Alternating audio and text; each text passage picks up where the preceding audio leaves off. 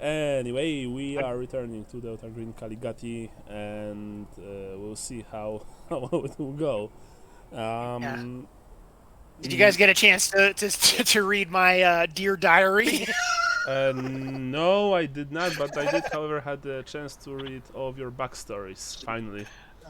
Okay. Dear Diary, oh man, as usual, your note-making skills are exceptional, Sean. Okay, I'll read that later. No, I was just trying to be in character, so I came across as a real asshole. Hey. Like, what is up with these fucking guys? Yeah, so last, who's making notes today? Is it still you, Sean? Yeah. Okay, Yeah. 3 times, and we'll decide on the price later, because I don't think we agreed as to what it should be. It would be a minigun. Okay, yeah, sure. I mean, I was thinking actually about removing a few penalties to sanity, like actually giving back a few sanity points, not removing sanity points, but giving them back. Yeah. But so far you haven't like lost any. Yeah, something like that, or maybe something to that's a good idea. yeah, maybe reinforcing a bond or something. Good idea. Yeah. Okay, No, that's so a great idea. yeah, so we have Rat, Agent Green, Luke, Agent McLean, and Mason, Agent Parker. And last time you visited the village of Kulachkel, if I recall correctly.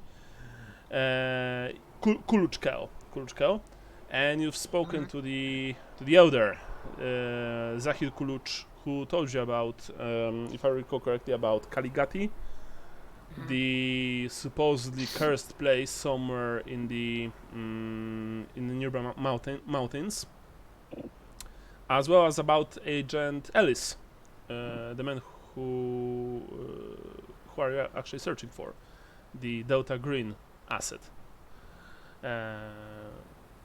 And now you're going back to FOB Turner with your driver, Bryant, Specialist Bryant, and actually thinking about what to do next. So please, roleplay. Boys, we kind of get, it got kind of ugly back there. I'm sorry, I kind of lost my temper on these backwards ass people out here, but they just don't have Jesus. So they don't know right from wrong. So I don't want to get killed. You see. So what's the over/under on us getting some some bang sticks and shit? I don't know. I mean, Captain seemed like he would mostly give us stuff, just not stuff that costs a lot of money. Okay, got it. What exactly are you choosing Major Captain? Yeah. What exactly do you think we're going to get into where we need this? I'm saying, like, help, man, like, we're out in the middle of goddamn nowhere. I don't know if Afghanistan has coyotes or some shit, but, like, I'm not gonna fuck with the coyote. I'm gonna shoot that bitch.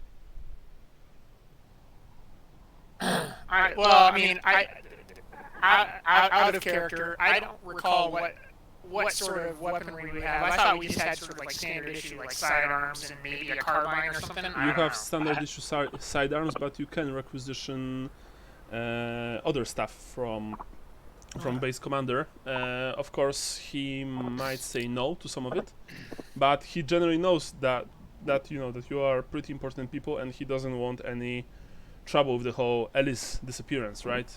For him, Right. it's Like, important.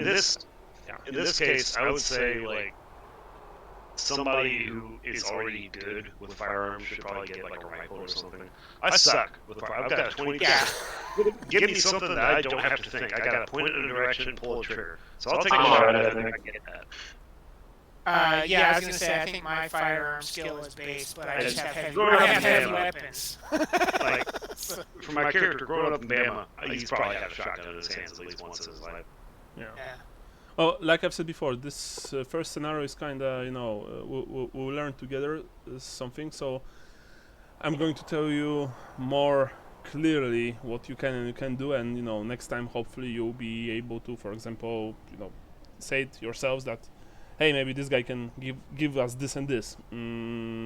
So Gotcha. yeah, so buyers, each one of you can get 3 items of standard expense and 1 item of unusual expense, but with a bureaucracy roll, you can requisition a major expense piece of equipment or an equivalent restricted item. But each attempt after the first is at a minus 20% penalty. So I have my book open here. Just need to see the equipment. But I guess that taking assault rifles is no huge deal, right? I mean, probably. Yeah, I doubt he would begrudge us rifles. Weapons, 92, page 92, let's see. I think it's a huge deal if you never fired one before. Well, yeah. That said, you see, for example, Specialist Brand has his M4 with him, and this thing has, of course, forward grip and a hollow aim sight.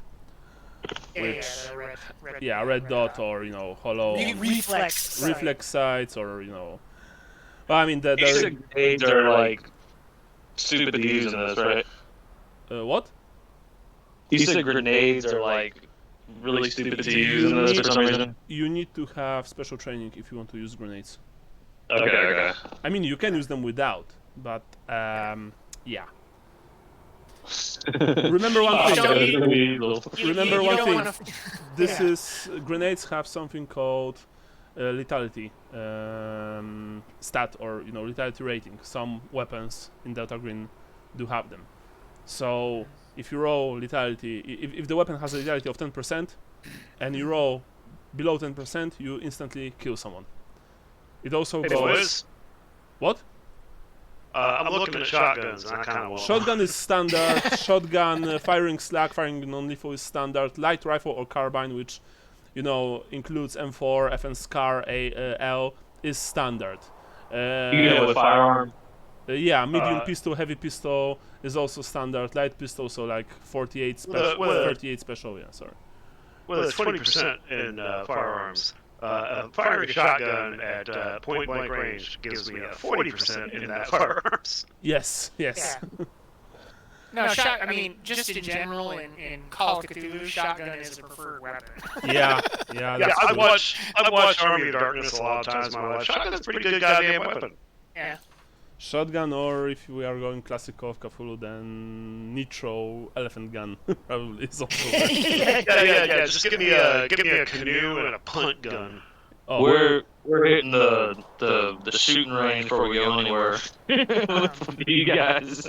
Well, you guys know what a punt gun is, right? I have no idea what a punt gun is. So it's illegal. T-shirts and hockey games. No, it's illegal as fuck. Also, I want one. Can I use that as a weapon? No.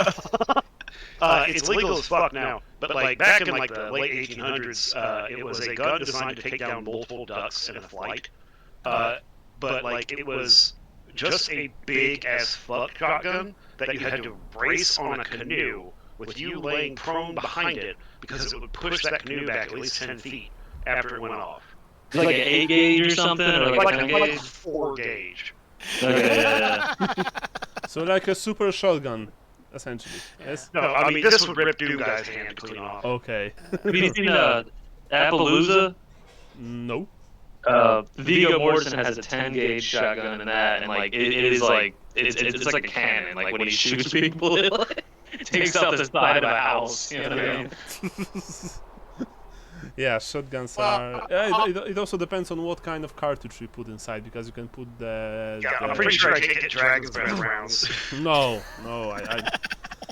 I don't think in a place like that you can get Dragon's Breath. Besides, Dragon's Breath quickly destroy the weapon. I mean, relatively quickly they destroy the weapon because they just burn everything inside. Yeah. So you are driving with Specialist Brand to the base. It's not far. And the interpreter is still with us. Yes. He's he once again says, his name is Yasim Rahimi. Well, I hope that your interaction with the villagers in Kulchkel was fruitful. Yes, turned out to be fruitful. You won't be seeking Ghati, yes? and you know he looks at you with this pleading, essentially pleading in his eyes, and you know, he's genuinely scared, or rather very unsettled, I might say. Well, we go wherever the path to Lieutenant Ellis leads us. He just, you know, gives out this very disappointed and weary sigh. I see. Well, very well, I guess, but I think, especially as Brandt, you know, interrupts him. I think you still need to speak with base commander about that, you know. If, I mean, sending someone to the, what's the name of the mountain? Vajida?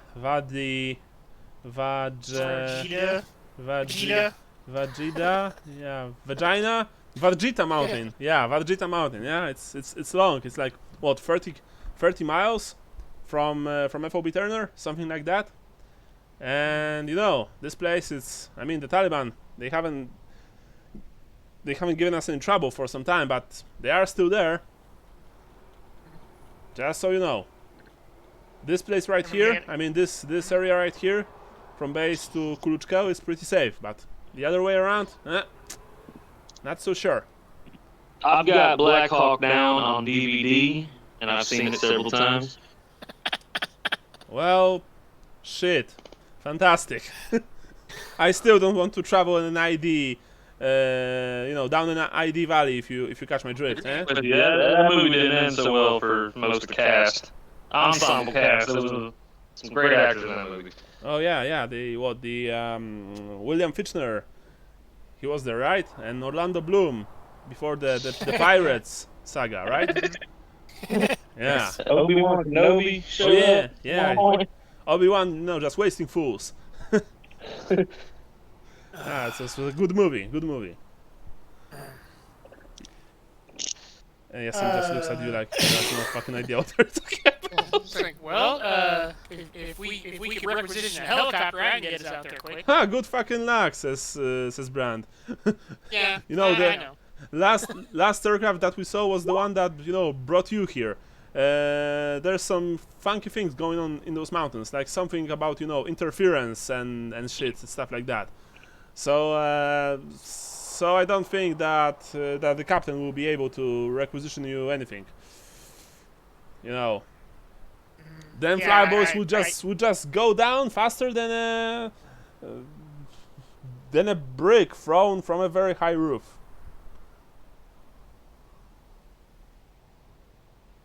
Very eloquently put. Thank you. I'm an eloquent Put man. like I would expect for an army man. Thank you, sir. Yes, army man from Philly. And eventually Did you sign up and say I can drive a truck good, and they just stamp your papers and ship you straight through? Well, I said that I'm a man of many talents, you know, including driving trucks and fixing them. So yeah, I guess they just need a good sounds mechanic. about right. Yeah. Sounds about right. But you know, I have no wish of getting my dome blown off, so I just want to wait until my tour is over and just return home. Maybe open a small auto shop, something like that. You know, nothing too fancy, but I don't need fancy. I just need safe and comfortable, and you know, giving me enough money to just go by. Them thrill seeking is good for those special forces, for those special forces guys, you know. They should give you a pretty good loan when you get out of here. Hopefully, well. A pretty good rate for whatever business you want to start up. You just make sure you have a business plan. Well, Booker Pretty says, Specialist Booker, you know, my friend, he says that if we're lucky, then the army should set us up. Well, maybe not for life, but you know, well enough so that we can start our own little gigs. I mean, he wants to be a paramedic, and I just want to, you know, fix cars and maybe start a family of my own. I don't know, not yet. Anyway, I'm too young for that. I mean, look how it turned out for Booker, eh? Divorced at what, 24, 23? Party up while you can. Yep. And you see, I mean, you didn't even notice when you've entered the perimeter of FOB Turner. Bryant parks the Humvee, near the rest of the vehicles, including the two MRAPs that you saw earlier, that you saw before. The precious MRAPs that the captain doesn't want, doesn't want to get even scratched in any way. You get out from the very hot and unpleasant interior of a Humvee outside, and you're just immediately hit by, by the Afghan sun. It's still relatively early. The weather, of course, is, even for those of you who are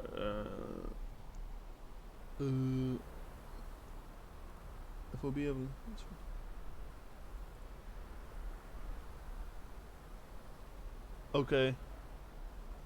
Yeah. There are lots. There are lots of World War II equipment. That's true. British Enfields, especially. Okay. So you step outside onto the scorching, Afghan sand, and just hits you like a Mack truck. It is really hard to breathe, to think. I mean, if I recall, all of you are from the south of the U.S., so you are accustomed to high temperatures, but this is different. This is just this is just plain unpleasant. Where are you going now? Bryant is, of course, reporting to his superior that he brought all of you back alive and in one piece, and then he will return to his other duties. Yep. Brian, where's the firing range? You ask one of the soldiers, right? They, they just answer. Well, you mean, excuse me, sir, firing range for us or for the NAA? NA. Firing range for us. Let me show you. Please follow me. He recognizes you. That, I mean, he knows that you are those spooks sent from the States, to search for. I'm saying quietly to the word to Agent McLean and Parker that we need to see what we can shoot before we make fools of ourselves, asking for bazookas and lightsabers. Do they have lightsabers? Is that, wait, guys, can I get a lightsaber? Hey, you boy! Yes, answers the soldier, rather irritated when you call. You guys got any them lightsabers? We got what? Never mind. Is this some kind of a slang for some kind of a? Shut up! How about that? Oh. Shut your whole mouth. He looks kind of offended. Just shakes his head, mutters something about. You don't know about what, but probably it's not very civil, and then just brings you to the firing range, which of course is occupied because soldiers in FOB Turner are essentially bored out of their skulls. They try to pass the time, before they are all shipped back to the States in any way they can. Some just sleep when they don't have their duties, some play video games, some, speak with folks back home using sat phones and smartphones. I had a friend that was stuck in limbo at his fob for like 6 months, and he said for like 4 of those 6 months, they just threw rocks at cans. Yeah. That's yeah. I mean, when you when you're in a place which is relatively safe and nothing's happening there, I can imagine that this is just boredom to the extreme, right? And this is such a place. People here, you can see that most of the soldiers here are demoralized. They are just tired and angry at the same time because the US decided to pull back, and they know that this place will belong to the Taliban once again in a few months, if not faster. So you can feel the tension in the air, just like this. Even the soldier that who's leading you to the firing range, you can see that he's kind of pissed. Eventually you reach the range, as I said before, and of course, it is very, I mean, it's not very basic, but you see that there are some of the targets are your typical, bullseyes with propped against some kind of frames, but others are old helmets. You think Soviet probably in construction, they're steel helmets. Stuff like that, and of course you've heard it before. Okay. Of course you've heard the range before you saw it. The dry shots of M4s and quick snapshots of M9 Berettas, just like bam bam bam bam bam, stuff like that. The occasional long burst from an LMG. Sorry, I missed all that.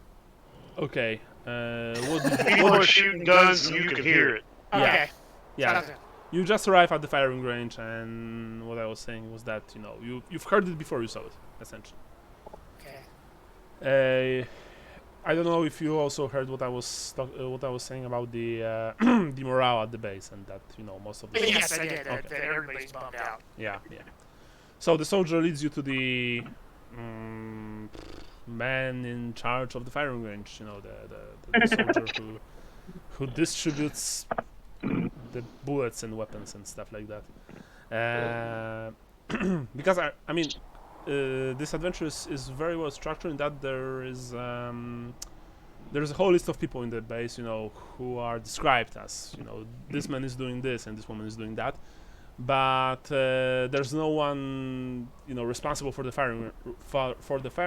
firing range. So I guess that's just one of the randos. Okay, I was gonna say, like, that seems like grave oversight. Yeah, well, I mean. So, the man, a young Latino man, he looks at you. He was reading some kind of magazine. He doesn't have his helmet on, which again is a slight oversight given that this is a firing range. Yes, how can I help you? I'm gonna slap Agent Parker on the shoulder. Give me a big gun. I want to shoot it. Very well, sir. You want what? A rifle, maybe? Oh fuck! I'm not gonna hit shit. Give me a shotgun, boy. Very well. And he with some hesitancy, he got up, went to one of the many weapon lockers, just lying behind him. Open one of them with his key, and you see that inside there are in fact shotguns, Remington 8070s and Benelli M4 semi-auto. He asks you want a semi-auto or classic pump? Give me that pump. It makes me feel like more of a man. Very well, he says. And just he takes out one of the pump action Remingtons, hands it over to you, gives you a box of shells, 12 gauge, backshot. Please, you can take any free booth over there, and he points at the long, the long line at which you stand and just fire. Just please remember to observe all the safety necessities. And you, sirs? He asks you, Rat, and you look. Go ahead. Out of character, what's the standard like assault rifle they use? M4A1, called M4A1. Every soldier here practically uses it. It's like a compact M16 with a telescopic, with a telescopic butt, shorter barrel, and much more compact. Yeah, and it has option, to be used full auto. Yeah. What did you say? MA1? Is that what it's called? M4A1, called M4A1. Going to. Okay. Yeah. I'll be one of them. Very well. Once again, goes to the. I think in character I wouldn't I'd be more comfortable with this shit. I don't know anything like guns, like about guns out of character. So Sure. But I have one. but remind me, Rat was I don't know any, but I do go shooting quite often. Rat was a police officer, but he did took part in in raids or stuff like that. Yeah, it was out of character was narcotics unit, so he served warrant and stuff. So he would definitely know how to use an M4. Yeah, he handles you this weapon. It has this reflex sight that I've mentioned before, and it actually has rules in game, which I'm going to tell you in a second. He handles you 2 spare magazines, not clips. Clips are something else, as I've learned some time ago. People like gun people will go absolutely mental if you say that. Oh, this gun has a clip, and this gun has a magazine. So that's not a clip, you fucking moron. Yeah. And finally, the young man looks at you. Look. You got a saw back there? Yes, I do, he says, and he scratches his head, but I mean, this is a special requisition, sir. The saw, like, it's an expensive weapon and it fires expensive ammo, belt fed, stuff like that. I will need to see permit from the captain before I can handle it to you. Alright, well, you can try and convince him, of course. Persuade, if you want. That's a lot of gun. Can I do... Well, okay. Out of character, I have 50% in heavy weapons. I have a 20% in firearms. So, so I'm going to roll dice on this one. You can persuade him at minus 10%. Okay. Well, because we were talking about bureaucracy, I have a 30 in bureaucracy. But got 40. But bureaucracy is when you deal with the captain. If you want him to give you one of the ultra rare things at the base. This is just a grunt who's afraid that if he'll handle your saw, and you burn through the 100 bullets in the belt, then he'll have trouble. So Alright, so I have to persuade him right now. Yes. Okay. Actually, you know what? Without any minuses, you can just roll basic persuasion. Okay. Yeah. Alright, I'll try to roll persuade and see what happens. Yeah. I just rolled something, but it's probably leaving me out. God damn it. I don't see anything yet. I know, because it's the custom modifier stuff. Well, okay. I hate the modifiers, or that it makes you pick a modifier. I failed. He says like, well, sir, I'm sorry, but I can't handle you this. So I can give you, however, an M4 if you wish, or maybe a shotgun. Sure. Maybe I'll take the M4. Very well. He once again gives you the exact same M4 that he gave Agent Green. They have forward grips. They have the reflex sights. The Call of Duty shit that you can slap it on. And yeah, he also handles you 2 spare magazines. And just says that choose whichever fire station you want. So Right. you boys march to the firing line. Yes, firing line. There are variable targets. I mean, you have close one, you have close targets, you have medium targets, and you have at mid range. I mean, and you have targets at long range. And this is actually a fairly good idea that you had for us to test how the game handles shooting firearms and stuff like that. So tell me which target you want to shoot, and who goes first? Actually, I feel like Parker wants to go first. He wants to shoot shit. okay. Or is he not here? I'm here. I'm reading about them. I'm reading about the Remington. Yeah. Okay. So just so you know, because I have Its the effective range is 40 meters. I mean, you read about it in the book, right? I'm reading about it on the Agent's handbook. Oh, I was reading about it on the buying a Remington page. Okay, but he's gun shopping while we're playing. yeah, but I mean, Yeah, shit. Fuck, these are cheap as hell. Get a rim chip for $400. Fuck. Hey, get yourself a good Turkish shotgun, man. I will never not be amazed to know that you can essentially go to Walmart in the U.S. and buy a fucking rifle. Like, Well, not anymore. Not Yeah, Walmart. you can't do that anymore. okay. Yeah. I mean, Yeah, still, like, in Poland, to get a firearms license and to actually get a firearm is very hard. Yeah, They they have, have to walk down to Hoover Tactical and get a shotgun. Like, They have gun shows that's all private sales too that are pretty crazy. Like, Yep. you can buy anything you want at a gun show. Okay. Right. Well, I was looking at I was looking yesterday, and it was like online. It's like, hey, we'll ship it to your FFL. I was like, well, where the hell's that? Actually, I was like, actually, in here you can easily and without any permit buy a flintlock pistol if you want, a functioning fuck, yes. or one of those old Wild West revolvers like Cold Navy, Cold Army. I love The muzzle loaders so goddamn much. They're so much fun to shoot. yeah. But but it's really hard to get a Glock, a Sig Sauer, not to mention any form of assault rifle or a shotgun. I mean, people have them. My friend has a huge ass assault rifle in his house, but he is a police officer, so it's probably easier for him.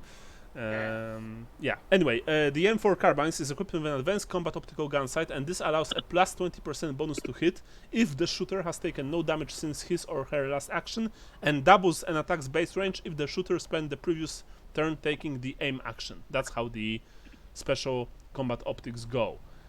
okay. Now for combat, you can aim, and you sacrifice one turn to aim and gain plus 20% to your attack next turn. It requires no roll, but if you suffer any damage before attempting it, the bonus is lost. Cold shot. This is important to know. This is important, to take into account when also speaking about armor, because essentially when you have armor, I'm not going to randomize hits. If you have, for example, a Kevlar helmet and a Kevlar vest, you have, I believe, 6 points total of armor, and this will be subtracted from your from the damage roll against you. But if you take a cold shot, you can aim at body parts which are not covered, so you can bypass armor this way. A cold shot is more difficult than a standard attack, so it has a penalty. Partly covered, minus 20%, the target is partially covered, half the body, mostly covered, minus 40%, the target is mostly covered, all but a limb or a head. You can also, of course, make cold shots when you are fighting with unarmed combat or a melee weapon. Alright. Yeah, and there is also pinning. Oh no, sorry, that's actually my bad. That's actually for CQC. Yeah, and there are cold shot, unusual target condition, unusual target condition, unusual attacker condition. Yeah, so just tell me what do you want to try out.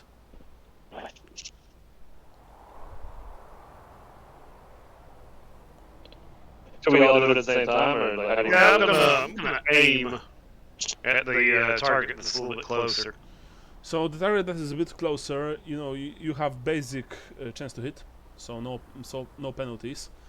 You have plus 20% from your aiming, and additional plus 20% from the sight. Still fucked it up. I was gonna say technically you shouldn't have a sight on a shotgun, but No, you can. Yeah, nice. You can have sight. You can have. okay. You can even have shotguns with sniper sights, and actually I've heard that if you load slugs into them, they essentially turn into shorter, more robust sniper rifles. You can slap a sight even on a Glock or even on a revolver. I know you. Oh shit, guys, I forgot to load the gun. Okay, you fire the shotgun at the closest target, but you don't see any effect. The shot just goes boom, chuck, chuck. and you know the pellets go everywhere, but not where they are, but not where they're supposed to go, unfortunately. You try once again. I disagree. I think that they went in the right direction. Okay. But yeah, I'm gonna do that one more time. Just I want one hit, one glorious cartwheel. Come on. Very well.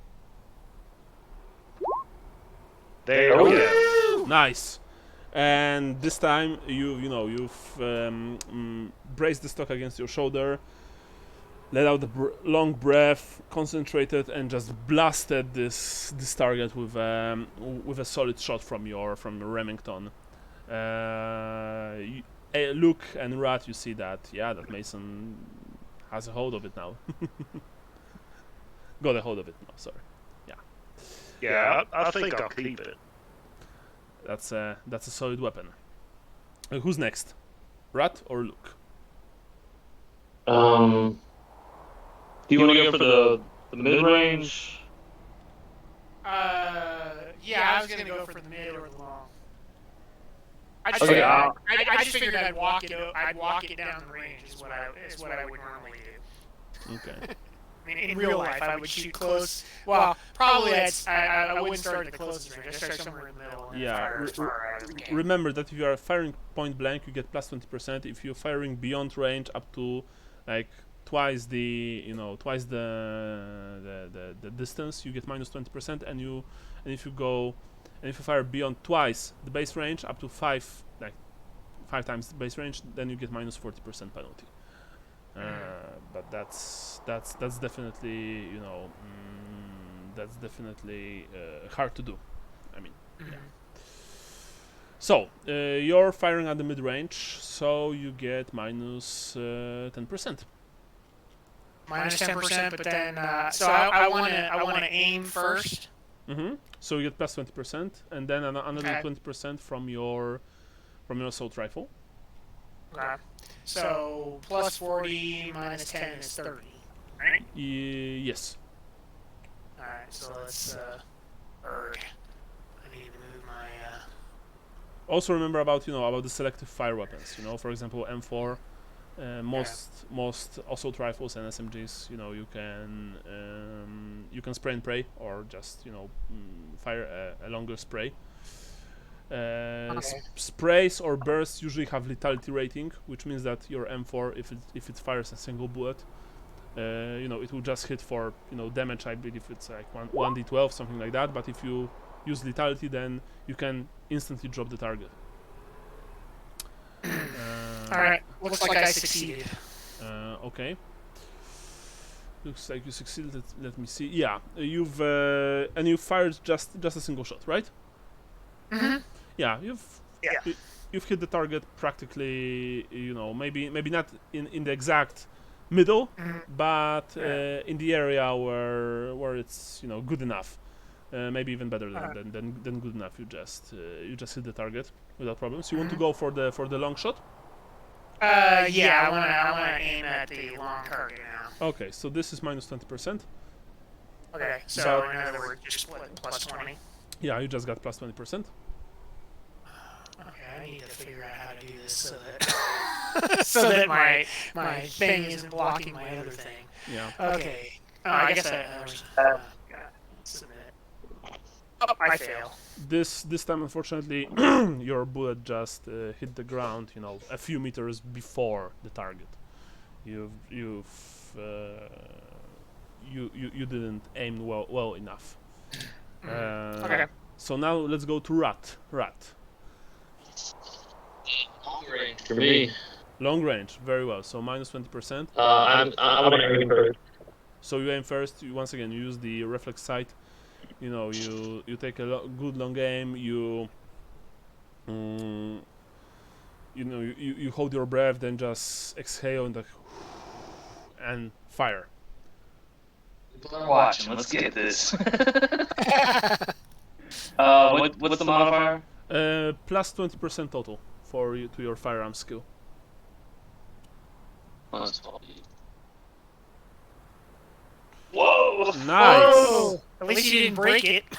In Call of Cthulhu, I believe that would be already a botch or a fumble, if I recall correctly. Actually, But that's in, a good thing because in regular Call of Cthulhu, they do have like a like when your gun actually breaks. yes, that's why elephant guns can potentially Yeah. backfire in your face if Yeah, you are hands very off. unlucky. Yeah, they can just blow your hands off.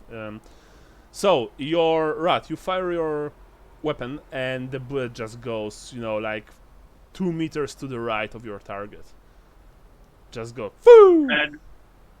Can I try to adjust my Yes, of course. shot? Of course. I mean, There's something wrong with the scope. every time that you get a weapon, you basically have to adjust the sights anyway. But this time, I'm not covering fire, I think. this time it wait a went minute. 2 meters to the left. Yeah. You boys need to practice. Yeah. So, what do you want to do now, Rat?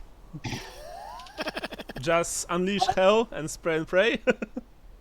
No, I just wanted to try shooting it so I at least knew what to expect. It's been a Okay. while. Yeah, it's been a while. They're aiming at target down range, aren't they? Yeah. But like more importantly, I wanted like all these guns we're gonna go ask for. I want to make sure we've at least shot them before. You know what I mean? So This is either going to suck or it's going to be great, but I'm not going to say that to either of them. I'm going to aim at one of the targets at the farthest side of this range with the shot. with a fucking shotgun. Yeah, that's Let's see this one. Let's see this one. That's a minus 40% total.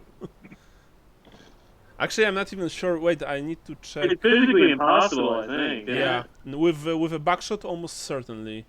But I need. Like it would just dissipate like by the time. Yeah, you would need slugs, solid ammo. So fine, fuck it. All right, I'll Yeah. shoot the fucking mid-range target, the one that's normal fucking thing where I don't get any goddamn bonuses. Go. Yep. How about we get into some shit? You just point that thing and talk shit to people. Hey, I'll just talk shit. How about that? You've blasted the mid-range target. Actually, you think you blasted mid-range target because you don't see any effects. Unfortunately, your It's a silent killer. silent but deadly. Yes, I know. Yes. Yep. That's, Looks. You want to try again? 50 Sure. I'm gonna try a cold shot now at mid range. Cold shot. Very well. Cold shot. Cold shot at mid range. It's. Let me quickly see. Oh yeah, here it is. So you are aiming, for example, let's say that the mid target is this helmet on a pole. You are aiming so that the helmet maybe you think that you'll be able to like make it fly from the pole with your shot.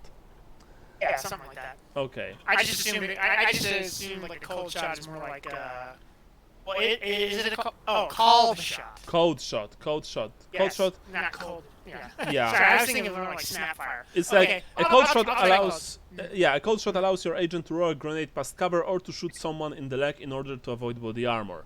If the attack is automatic gunfire that can hit multiple targets, the cold shot affects only the first target. This is actually important later because like when you are spraying, you are creating the kill radius with your weapons that can affect a few targets if they are close enough to each other.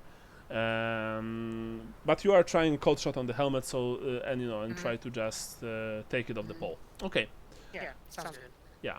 Alright. But this will be harder. So it will be minus 10%, an additional minus 20 because the helmets are placed in a way so that they won't fall off, and you want them to fall off. So want it to fall off. So this is a tricky shot for you. Okay, so minus 30, but plus 20 for the Aiming and plus 20 for the optics. Yes. Oh, okay. So when you do a called shot, you're still considered aiming? Actually, that's a very good idea. No, you're right. You're right. You don't aim. It's just aim is something different, and you can't actually aim and cold shot. I mean, you can aim in a turn before, and then use a cold shot in your next turn. So yes, you can aim and cold shot, but not in the same turn. Okay. Yeah, I'm just trying to do it this turn. I'm just trying to do a call shot. Okay, just the minus 30, but plus 20 for the scope, so minus 10. Yes, right? Yes, exactly. Okay. All right. Watch the fumbles, baby. Yeah. Minus 10. Nice. Woo!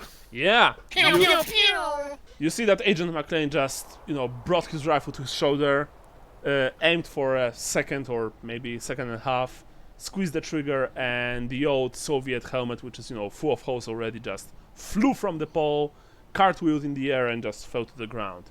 You see that a few soldiers who are with you in the firing range, they look at you and they're like, "Yeah, good shot, man! Hell yeah! Like, we have a freaking sniper over here," stuff like that. I saw that movie. Sniper with Tom Marky Berenger? Mark. Which one? Marky Mark. Oh, this is a good movie. Yeah. Shooter. Shooter, yeah. This is the TV series was worse, but the movie was good. So that's Agent McLean. Agent Green, do you want to try once again? No, I'm good, I think. Okay. You have enough, sure. Yeah. All right. I just want to try one more mid-range multi-fire. Multi-fire, very well. Yeah. Now, multi-fire. For example, the base range for M4 is 100 meters. Just so you know. Ammo is 30. Damage is 1d12 not on full auto. Armor piercing 5, which means it takes 3 points of armor. And Q damage. It's 10% if on full auto. Okay. And Q radius you have 1, 2, or 3 meters if on full auto. So you can have a total of 3 meters Q radius.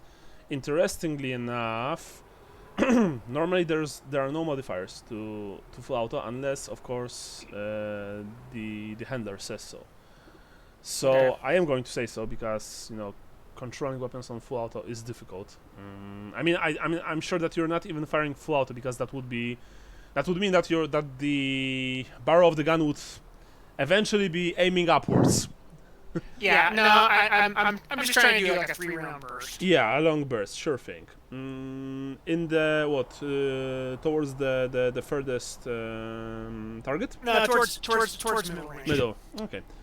So it's like minus 10% and additional minus, I think, 10% again for the burst. Okay. So just a straight up minus 20, so that just gives me a plus 20. No, because you have minus 10 for the medium range, plus Okay. minus 20. Yeah, exactly. Sorry, my bad. Okay. Yeah, So that's just fine. plus 20. Yeah. Okay. That's easier. I fail. Yeah, you Alright, switch well. the selector. You unleash the 3-round burst, but none of the bullets actually hit the target. Which is fair enough because if I recall correctly, this was the pole on which the helmet stood, right? Sat. Yeah. Yeah. So there's no helmet anymore, so you're just shooting at the pole, which is a smaller target. That's more tricky. Mhm. Do you want to fire? Do you want to do something else, or are you done with your firing range? Yeah. Well, I'm good. Yeah, mainly I think we just wanted to see gameplay-wise how we're going to do this. I think we've done that. You can also try hand grenades. On the firing range? Yes. I mean, Yes. I turn around. I put my. Just run over with my gun. Grenade. The booms. Grenades. Are we gonna have one of those TikTok videos of the soldiers like, whoops, blowing themselves up with a hand grenade? Yeah, certainly. or a mortar? Usually it's a Uh, mortar. It's like the guy dropping the thing in, like, hey, did First it you come must out? succeed in the milk crate challenge. It's all right, guys. I defused a car bomb once. It's okay. Okay. the young Latino soldier looks at you with with wide eyes, and he's like, "We have. Well, I mean, first of all, sirs, we have training grenades here. They are. Does it explode? I mean, if you want to use the. Or wait, are you just saying I'm gonna throw a rock? No, sir, not a rock. This is an M67. All right, so it does explode, right? No, sir. This is an What the M67 fuck am I doing then? That's a rock. training grenade. If you want to use real grenades, so All right, then fancy rock. then you need to ask for permission from the captain. Because real grenades are dangerous. I'm not saying anything. I'm Probably just should have had two staring, guards I'm anyway. staring daggers at him. He looks unfazed.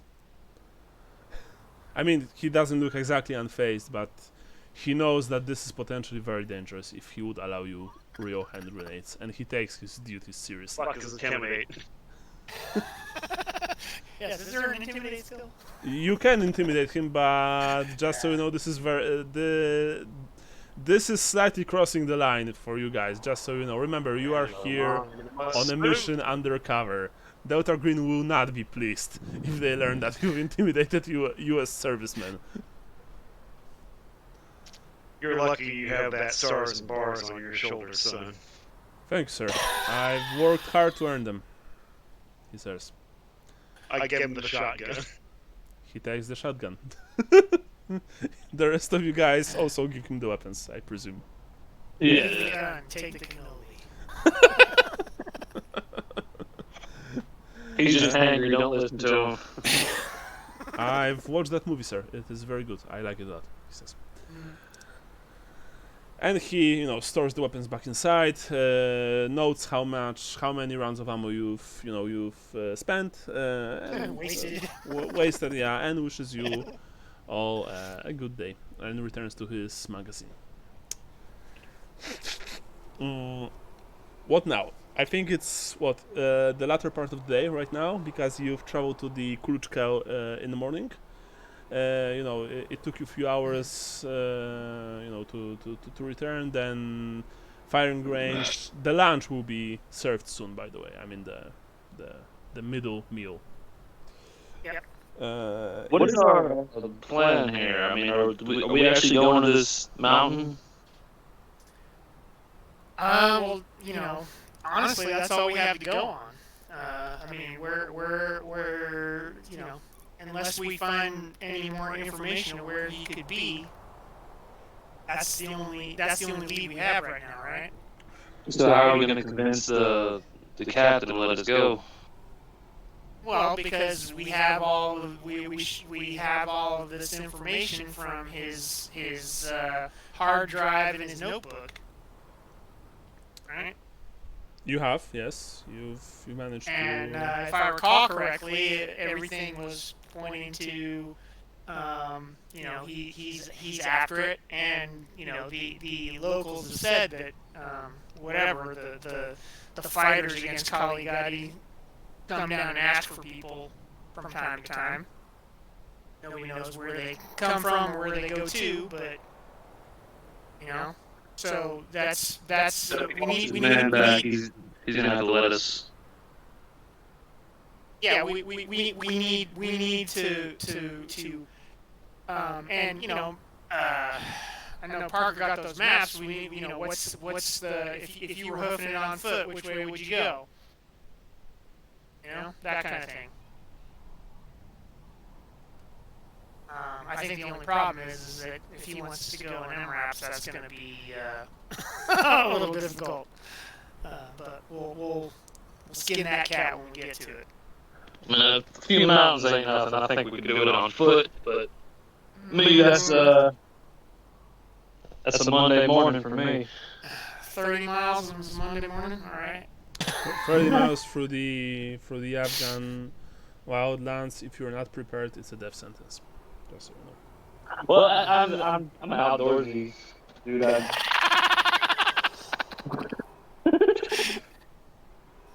Yeah, but you are Yeah. baked all the time, so that helps. Well, hang on. There's a survival rating in there. I got a 50 survival rating.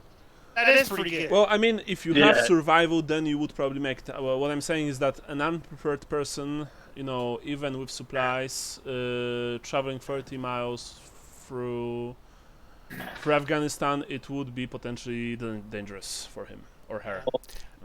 Maybe there's a point we can get dropped off closer. I'm more of a glamper, so.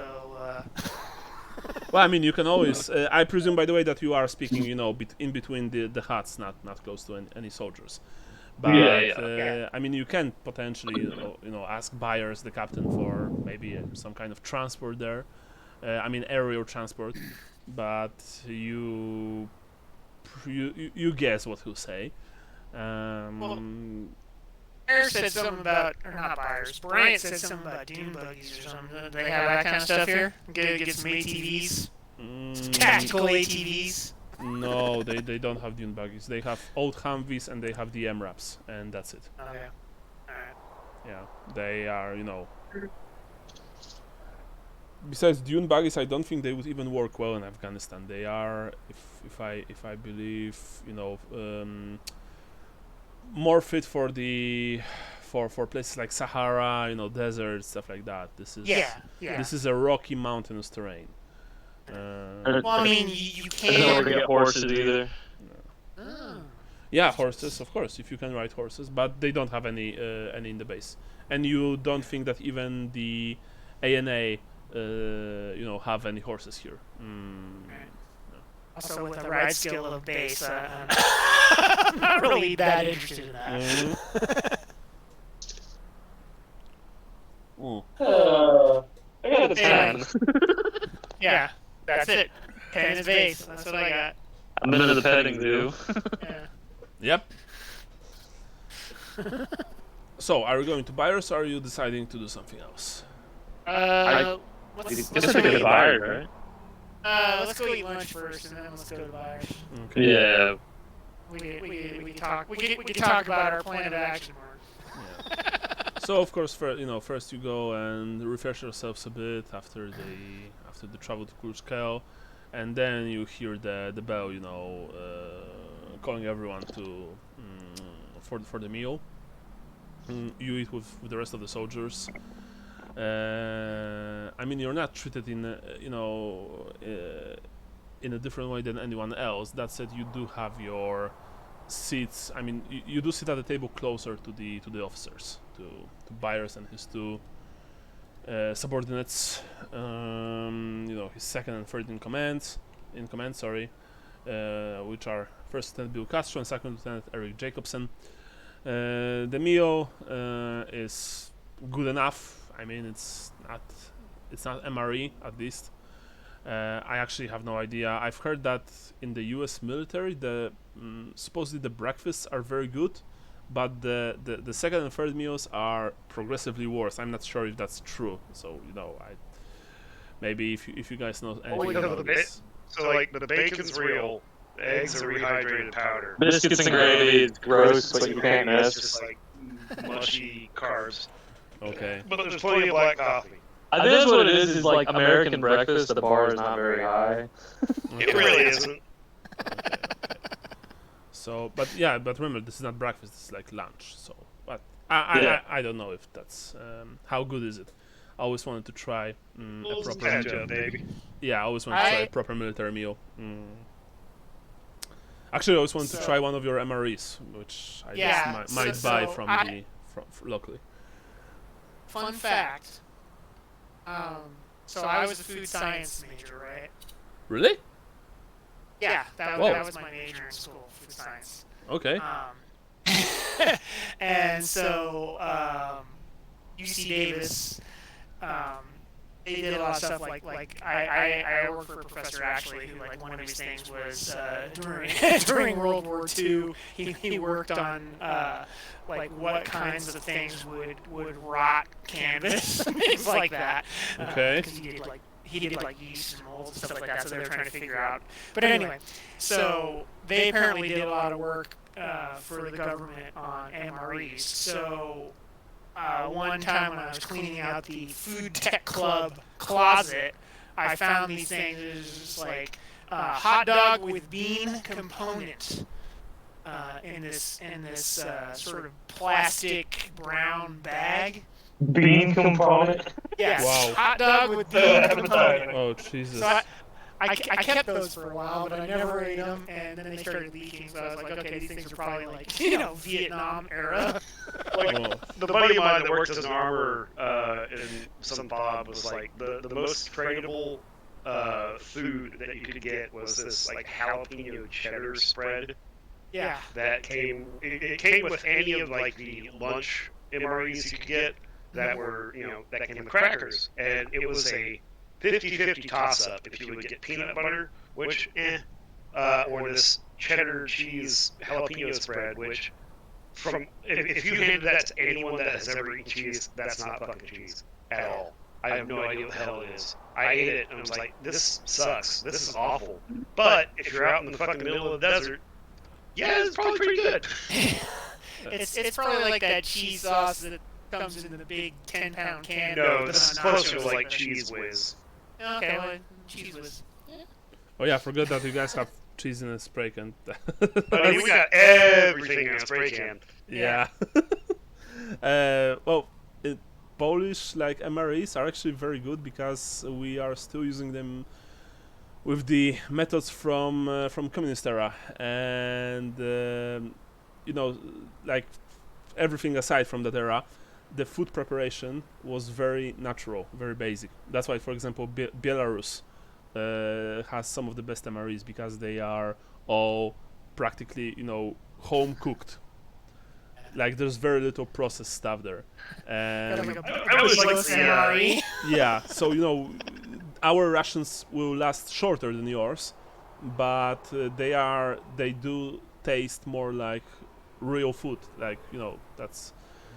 I always liked that's the closer to the end of World War I British MRE, which was just like, here's a big old 40-ounce tin can stuffed with like maybe potatoes and turnips that have been boiled, and like the fattiest part of the meat that no one else wanted to buy.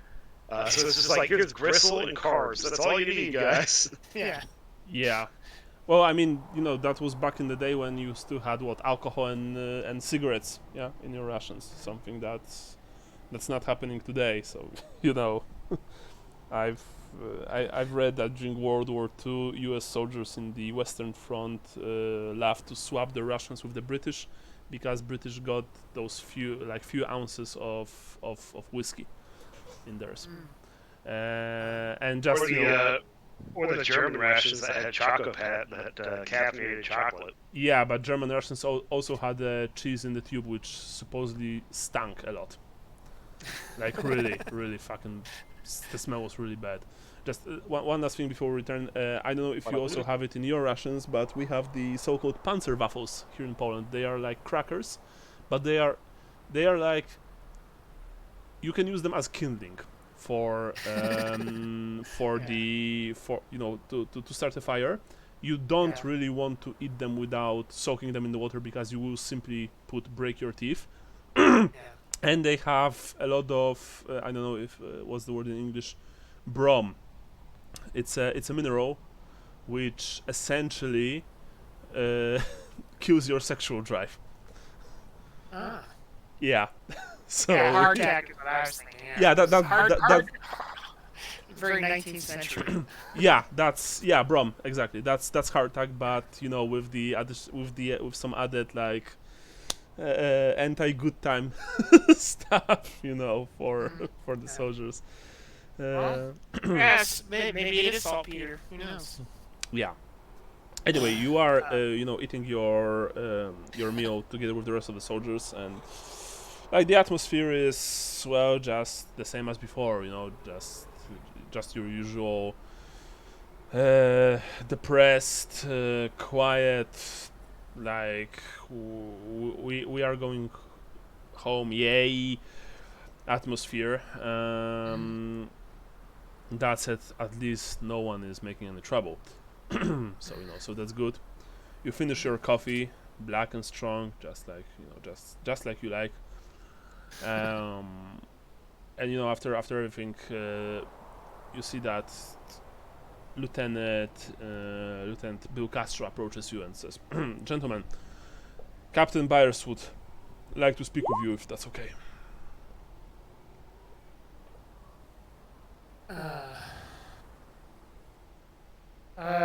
Yes, sir. We'll, Just Lieutenant. Please don't call me sir. yes. I'm not your superior. yes, Lieutenant. We'll come over to the command hut directly. Thank you. And with that, you see that Byers and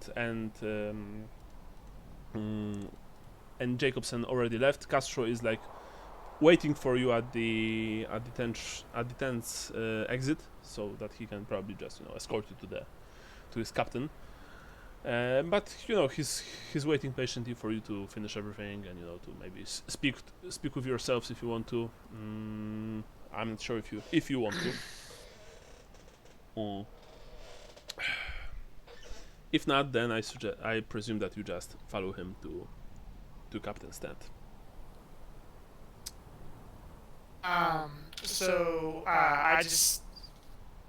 I'd like to say to you two gentlemen, are we pretty much in agreement that we just need to go to Varjita Mountain somehow, some way? I mean, is there anything I'm missing in our As safely as possible.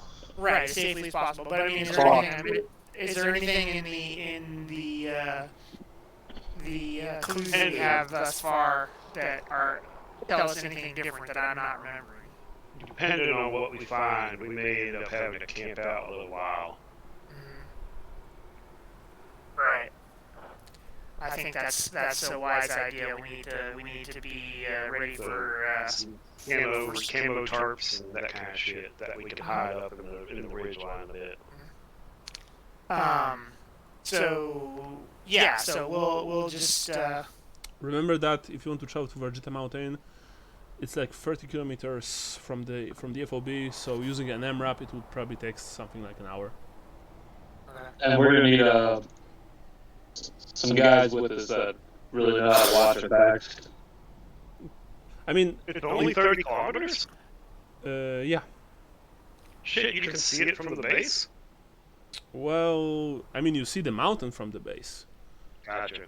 but if there's a village there, you don't see it from the base. Yeah. The Afghanistan is it's all hills and valleys and mountains, so it's not like Middle East where you can see for miles and miles all around you. This is more tricky. Although you are almost certain that Byers would not even let you go without an armed escort. Remember, he needs to keep you alive. It's his ass on the line as well. Right. Yep. Got it. All right. So heading out. So you go to Captain Byers' command hut. As you enter, you of course. Oops, wrong PDF. The man welcomes you. By the way, I of course took the opportunity to upload all of the NPC portraits to the NPC section, so you can see for yourselves how everyone looks. If you care about this, if not, well then I don't give a fuck. No, just kidding. But I think it's better for immersion, and it's also easier for me to know how an NPC looks, because I'm what's the word in English? I mainly use my eyesight, Yeah. I'm a visual learner. Oh yeah, visual. Yeah. It's something like that. Byers looks at you as you enter with Castro. Oh, agents, he says, and he has this maybe not fake smile, but slightly forced. I hope that the trip to Kuluchka was without any problems. We managed not to have him malicious. That's some sense of humor. he says, "Well, I'm glad. Look, I would like to know your future course of action. Are you planning to? If you are planning to find Alice, then where do you want to go? If you want to go somewhere, or if I should call the chopper for you to take you back to Kandahar." Speaking of towers now, well, looks to me like we need to strike out for Varjita Mountain in search of Lieutenant Alice. I see. Very well, that- Vergita. That's quite some distance away. Mhm. Mm, All we found thus far points in that direction, but we can't get any more specific than that because we just don't know. Very well. So you travel to the base of Varjita Mountains. Right. I will give you two MRAPs. You'll be traveling in the Kogar 6x6, and the other one 4x4. It will act as an escort with Sergeant Ryan Harding commanding, and 4 soldiers in the back plus a driver, of course. Now, I want to be perfectly clear. The MRAPs need to return in one piece. They are irreplaceable. So please don't get into any kind of trouble.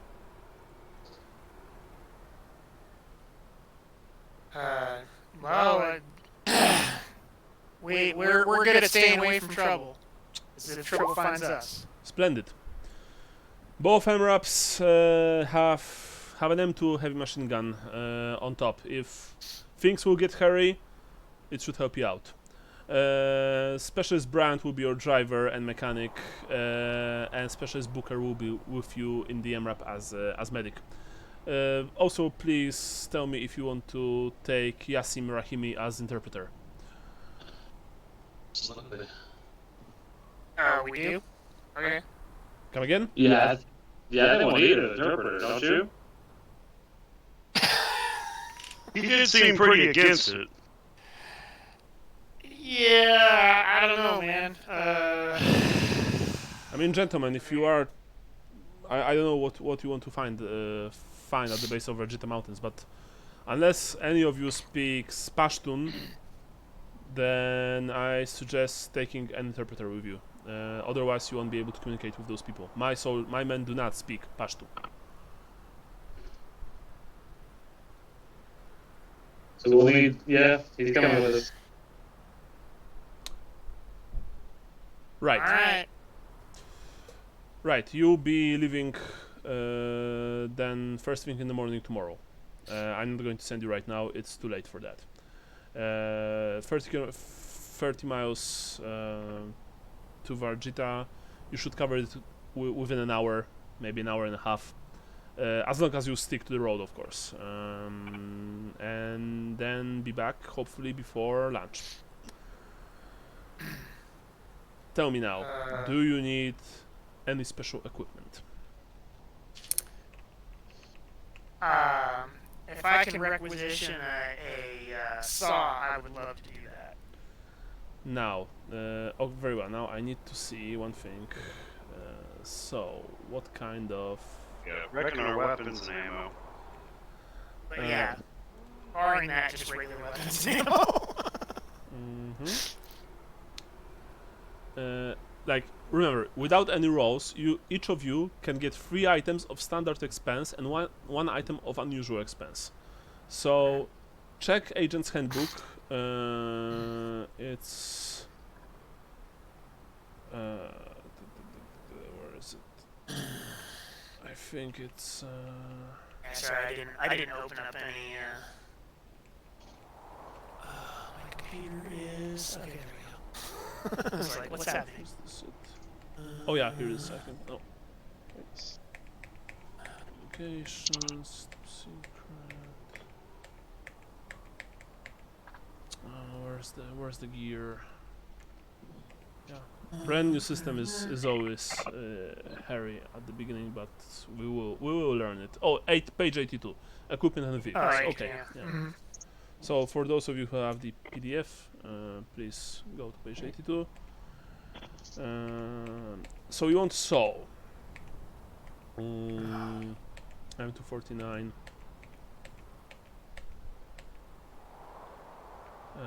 I have it right here. Yeah. Boop. General purpose machine gun. Yeah, it will be here. Its expense is major. Okay.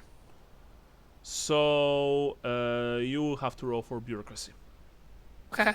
Because standard and unusual. Standard is the blue triangle, unusual is yellow, and major is orange. And extreme is red. Extreme is, for example, an autocannon or a minigun, like someone joked before. But you know, contrary to the movies, contrary to what we see in the movies, you can use handheld miniguns in real life. But I could get a flamethrower. I see where this is going. Yeah. Also remember, they don't have flamethrowers on this base. This is a So I don't think we're going to be back by lunch. I think we need to prepare to be gone longer. Well, the MRAPs will have of the required supplies. You get backpacks with rations, field kits, stuff like that. Don't worry. Okay. You'll get 6 liters of water each, at least. Yes? Can I make a bureaucracy roll for a grenade launcher?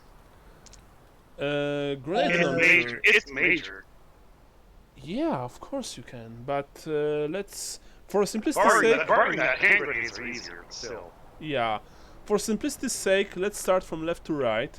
Rat, tell me, you have 3 items of basic and one of the what was it called? The unusual expense. What do you want to take? I think we need surveillance equipment so we could watch without getting in too close. So like, Binoculars? So like binoculars. Yes? Yeah, but maybe like night vision. No. Yeah, night vision. I thought night vision. Predator vision. Well, no, I thought night vision goggles aren't. I mean, correct me if I'm wrong. Isn't that just standard issue? Doesn't everybody have them? Let me see. Nowadays, I'm not sure. Bug detector. I just remember people talking about wearing night vision goggles, walking around base at night, and you can see people jacking off. I have it. Wait, ordinary binoculars are incidental. So, civilian night vision goggles are standard, but military-grade night vision goggles are major. You will need bureaucracy roll for that.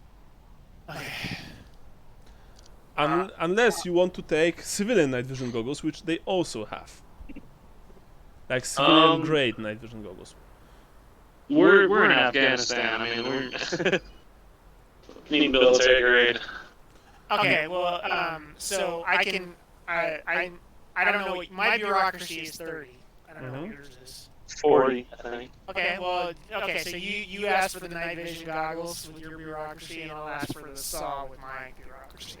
Okay, but to avoid any chaos, Sean, please note what everyone gets. Brian, you want binoculars, standard. That's one thing. The other, I presume, is an assault rifle. Yeah.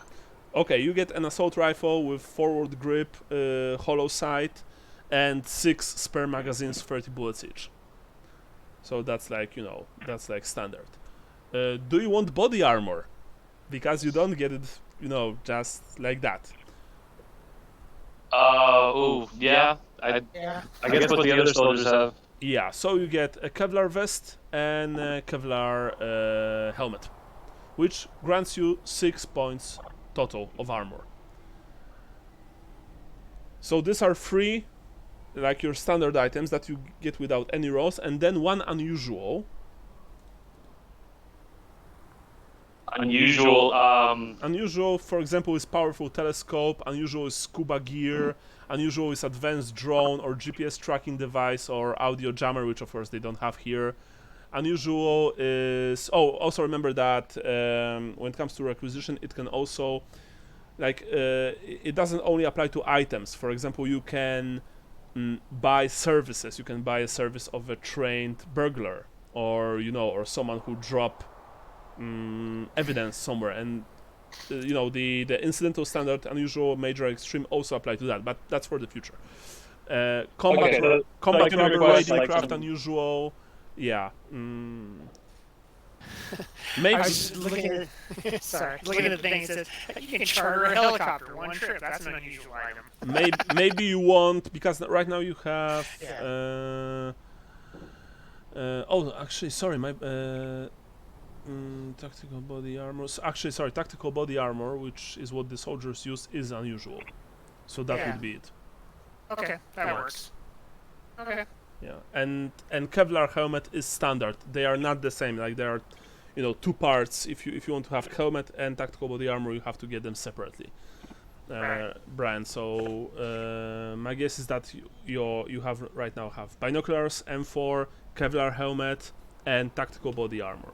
And these are 4 items that you just get. And now you want to roll for bureaucracy for the night vision, military grade night vision goggles. Yeah. Then What modifier? Basic. You have no minuses, no bonuses. Nice. 69. I was waiting for that roll. Well, at least it's not a 66. Buyers is hesitant to give you this gear because it is very expensive. Like Michael wrote, it's like 20 grand. But he says, and you can get that without any rolls, that instead he can give you more basic night vision if you wish, which is just the civilian grade night vision goggles. Allows operating in reduced light, runs for 100 hours. Most skill tests such as driving, pilot, and range attack rolls are at a minus 20% penalty. The attack penalty can be avoided if the NVGs are used together with a targeting laser in IR mode. Yeah. And military grade would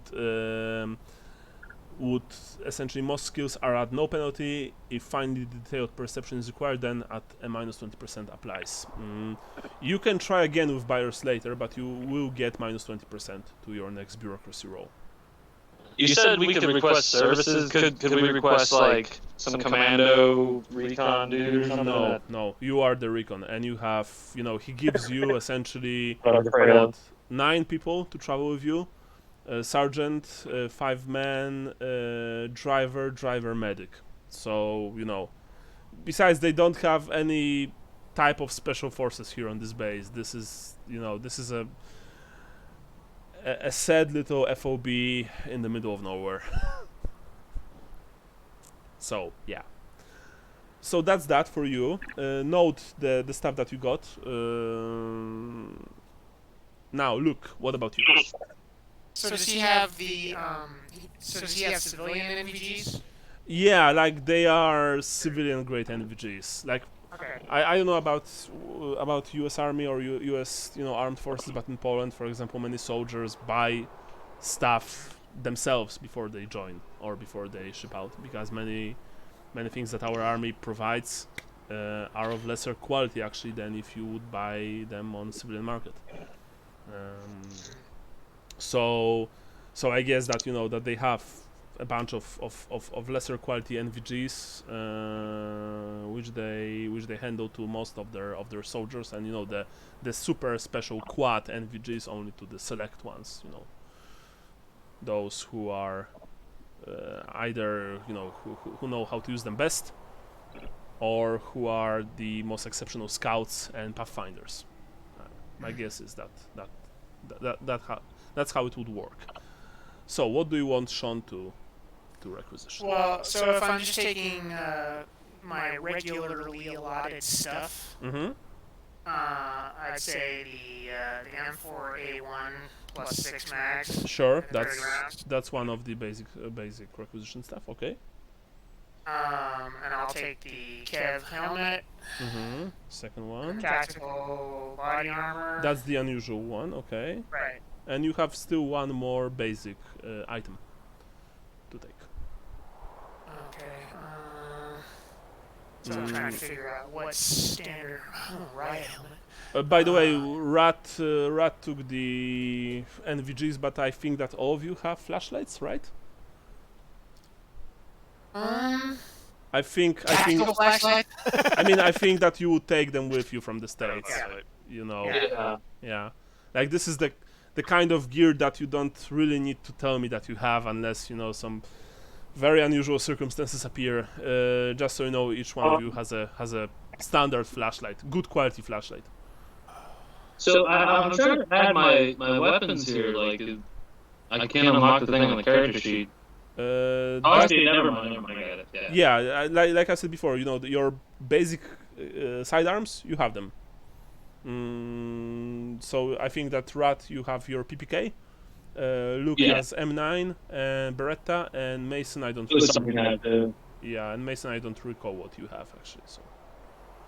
Apparently you can get a large sword as a standard item. Well, they said that they don't have them on this base. No, sorry, I'm just scrolling through looking for standard items that I might want. Oh, I need to roll. They have a taser. Taser. You want a taser? Not really. But you know what? I'll take a taser. What the hell? I'm assuming that's what a CED pistol is. Yeah, sure. They have tasers to Pepper spray is far more effective, but okay. to tase people. Yeah. I guess we need to tase Ellis. Fun. And then I want to roll for the saw.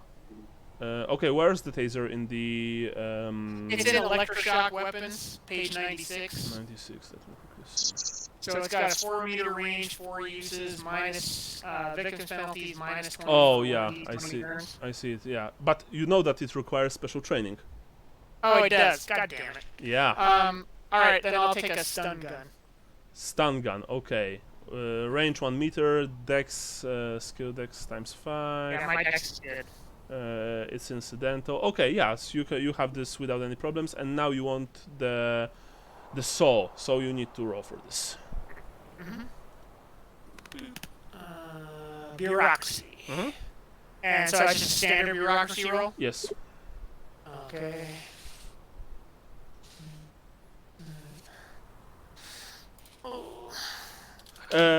Okay. I'll just roll. I failed. He is very hesitant to give you light machine gun. You guess that he is not exactly believing you when you say that you know how to operate it. You know. Famous last words. Probably. And you know, besides, he says that one of the men with Sergeant Harding, you know, in second MRAP will have a saw, so you will have a squad machine gunner with you. So there's really no need for another saw, especially since you also have 2 Browning M2 heavy machine guns, you know, 50 caliber. They will just tear through anything. So yeah. Captain, I'm from Florida. I'm very glad to hear that, sir. He says. We know how to shoot machine guns out there. So that's all I'm saying. Excellent. Agent Parker, what about you? Now, Michael, I see standard field medical kit. You have basic field medical kits in your backpacks. You don't need to requisition. Yeah, I just saw that. Yeah. Remington, no problem. so- Kevlar helmet, no problem. The body armor. Yeah, the body armor. This is the unusual one. So, unless you want to take Kevlar vest for 3 points, which is I'll standard. take a Kevlar vest. So, Where do I put armor? you just, I think you just write down that you have it. Let me quickly see. That's a good question. I guess you put it in Oh, your it's armor and gear. Yeah, that makes sense. Yeah. Yeah, I haven't written mine down yet. Yeah, so you have this, and so that's Kevlar vests, and the unusual stuff are hand grenades. If you want hand grenades, roll for them. Bureaucracy.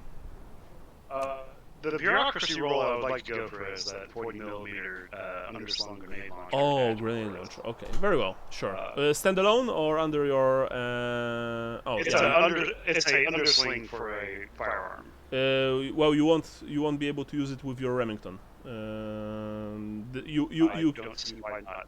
Because this is a pump action shotgun. You can't mount anything. Oh on yeah, the no, pump. you're right. Yeah, if I had the automatic, yeah, you're fair. All right. I don't think that you can even mount it under a semi-auto shotguns. To be honest, you can get a standalone. I've seen it on a shotgun. I've I've seen it on a shotgun. Yeah, Really? people. It's America, man. People do dumb shit. Okay.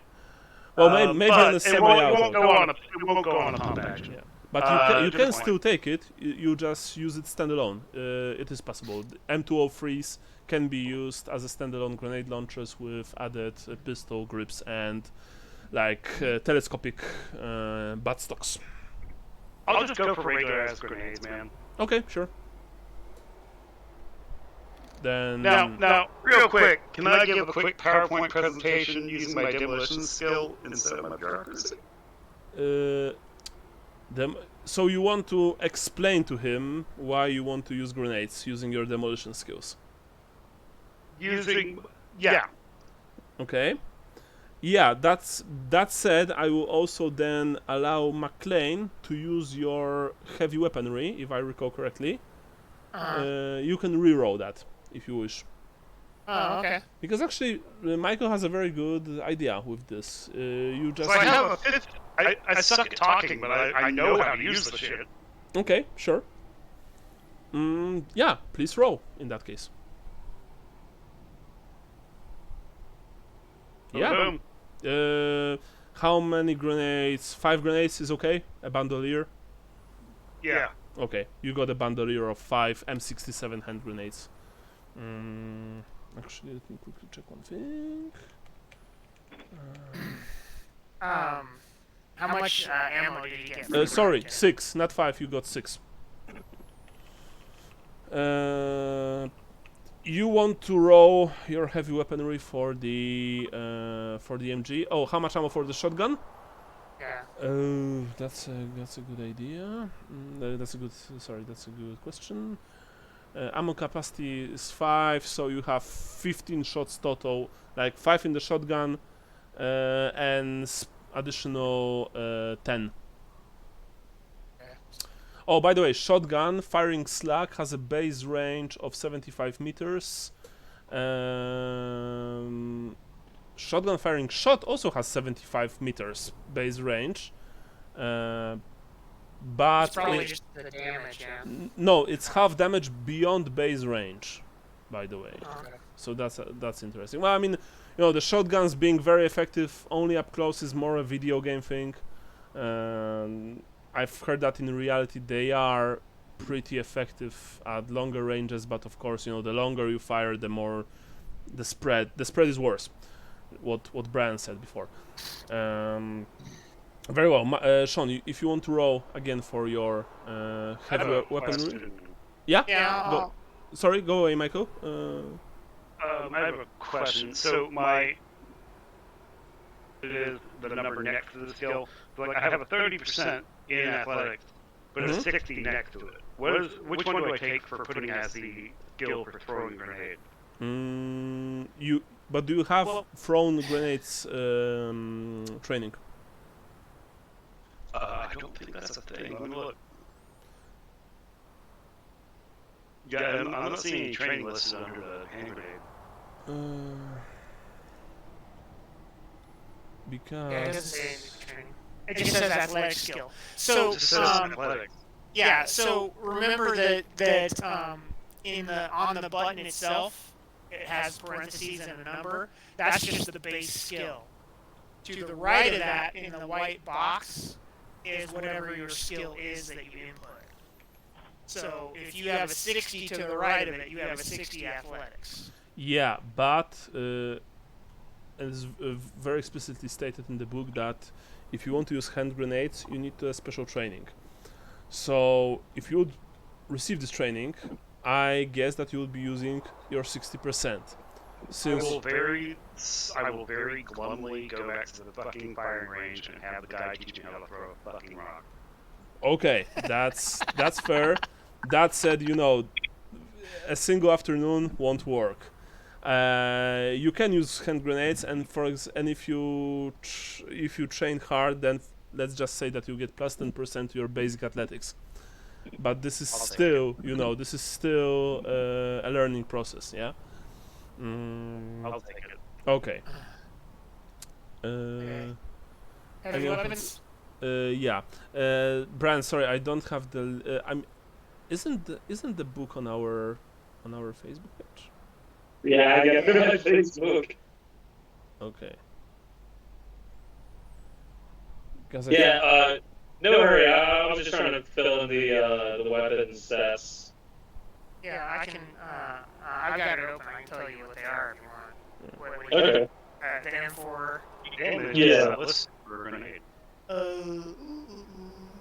So what do we got here? Light rifle or carbine, or is it a? It's a rifle or carbine, yeah. Yeah. Okay. I mean, you have the appropriate you know, examples listed under the light rifles, light pistols, stuff like that. Yeah. No, I was just looking. So you're gonna have 100-meter base range. Yeah. 1d12 damage. Yeah, light rifle. Yeah, light rifle is exactly Colt M4, And- FN Scar L, stuff like that. Yeah. Yeah, 10% lethality. And I believe we have 30 round capacity mags, and you have 5 of them or 6 of them. I wrote it down. Yeah, you have 6 mags, 30 round capacity. Yeah. Anything else? I think that's it. Okay. Do you want the hand grenade, or you have it open? So I've got the skill as my 30%.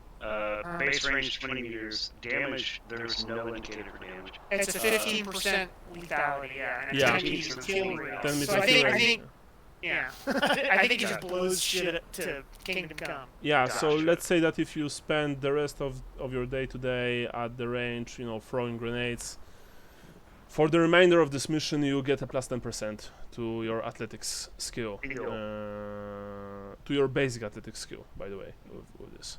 So to 30, so you get Yeah, 40%. so you go at 40. And you have base range 20 meters, lethality 15%, kill radius 10 meters, which is actually very good. Which of course, you know, can be very dangerous if you, well, fumble it and the grenade flies towards your friends. Well, boys, just stay clear when I throw. Yeah. Yes. Stand behind you. So, Sean, Okay, I'm you gonna roll. roll for heavy weapons. Yeah. You try to explain to Briars why you should receive soul. You know, 2 souls are better than 1. Yeah. Unfortunately, he's quite adamant that you don't need 2 souls. Well, let me show you. You can try, let's say tomorrow early morning before you leave, one more time, but with minus 20% to your. No, that's fine. Okay. I'll just take it off the corpse of the other guy. Okay, so everyone has everything. Also remember to add the field medical kits to your. Yeah, actually, we start doing that. Actually, you know what? I just. Actually, if everybody takes one, that's fantastic. That means we won't have to like dig around for actual supplies, and I could just steal from your kit to heal you. Yeah. Oh, I presume that you guys also have some kind like knives, stuff like that. Yeah, I already have a knife in my kit and my Beretta. I have my axe. I got a Swiss Army knife and a Walter PPK. Okay. Okay, so of course I forgot 100 meters. Like I told you all that stuff, and then I forgot about it. Meters, where'd he go? D12. 12, armor piercing of 3, I think I said. 3. Lethality, 10%. I'm off to the range to learn how to throw a rock. And ammo 30. Well, I guess. Well, technically, we have. So for the ammo, should we be writing down like? So Set the ammo in the like weapons, armor, gear section, like the full amount of the ammo, and then for the ammo capacity is what's on that weapon. Right. Well, that's just it. In the thing, it just says ammo. So do I write down 180 bullets? Well, remember, you roll how much, I mean, you know, plus minus how much left you have in your magazine. And usually if we forget, then I'll just probably ask you to roll luck if you have any ammo left. But then, yes, please try and take notes of how much you have left. Like, they don't need to be super specific, but, you know, if you are, for example, after a long firefight and you started with 180 bullets and you tell me that you have 100, I don't know, 72, then something is wrong. Okay. Yeah. Well, okay, so what I'm going to do is in my armor and gear, that's where I'm just going to note down total rounds. Yeah. For each gun. So I'm just assuming I have 2 clips of Beretta, so 30 Yes. Beretta rounds. Yes. I'll say 39mm rounds. And what are these? Does 30 work for the PPK too? Yeah, you have your. I mean, they don't have magazines for PPK, but you've brought them with yourself. So I presume that each of you has 2 spare magazines for your weapon, for your sidearms. Okay, well that would be 45 if I had 2 spare. Yeah, I think that you would have at least 2 spare. Okay, that makes sense. Yeah. And then, sorry, I'm an idiot. What is it a 5.56 or what is 5.56 for M4, 12 gauge for shotgun, 9mm for Beretta, and I believe 9mm as well for PPK. And I think that Michael's character also has a Beretta, right? Yeah. Yeah, I think he said yes. Yes. Okay. So. Sorry, let's sit down a little bit, doing some stretches. Sure. Very well. In that case, and I have a stun gun. Yeah, the stun gun, and you have what, 5 bullets for it, like 5. I don't know, 5 charges, I believe, something like that. I thought I had 10 uses on it. 10 uses. Okay, so. Yeah, 10 uses. Okay, very well. Capacity on PPK is 8 rounds. 8 rounds, so you have 24 rounds total. Yeah. What is my dex times 5? Okay, there we go. I don't want to do math, I just want to look it up. 1 meter range. It really just be melee range, I feel like, but... Okay. Damage minus 20%. Minus 20%. 1d20 turns.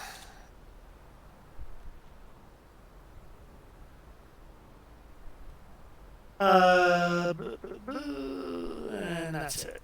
Alright. Now, I'll just put 10. I don't have a backup battery for that. Alright. Hey, can we take a quick Yeah, break? we are taking a small break. I actually wanted to ask you for this. Okay, yes, thank you. My bladder thanks you. Yeah, no worries. Alright, be back in a second. Sure. I'll be back in like 5. Okay.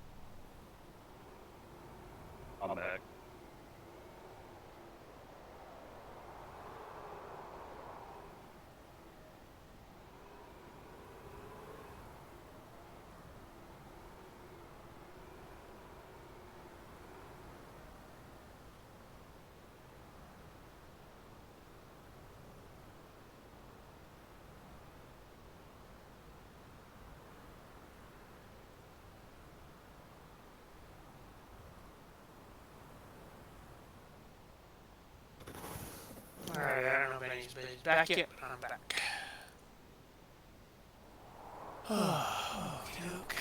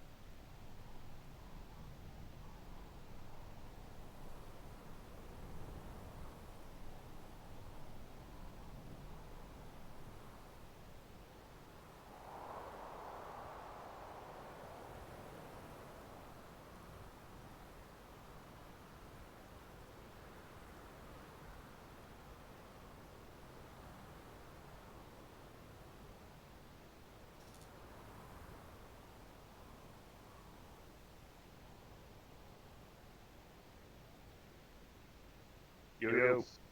Hey, what's up? Just trying to. That's so fucking hot in this damn state. Yeah. Actually, what is it? Says here it's only 97. Here. Only. Yeah. It's probably only like 88 outside, but it's like 95% humidity today.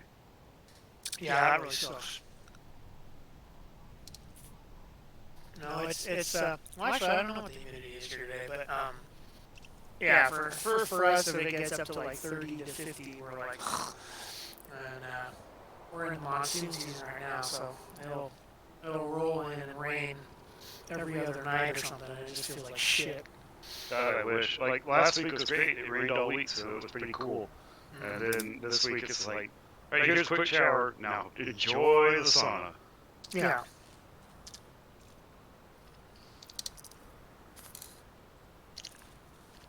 We get, I guess actually we didn't get that many dust storms because I think when we did get the storms whip up, it dumped a lot of rain, so it knocked the dust down pretty quick. Because we've had years where it doesn't really rain much, and you just get these big storm fronts coming in, causing a lot of wind, so we get these huge dust, haboobs, right? And just visibility sucks, and you see a wall of dirt rolling towards you. It's like, yeah, great. Not great. I don't know. We're getting towards hurricane season right now, but then it's going to be tornado season right after that. Yeah.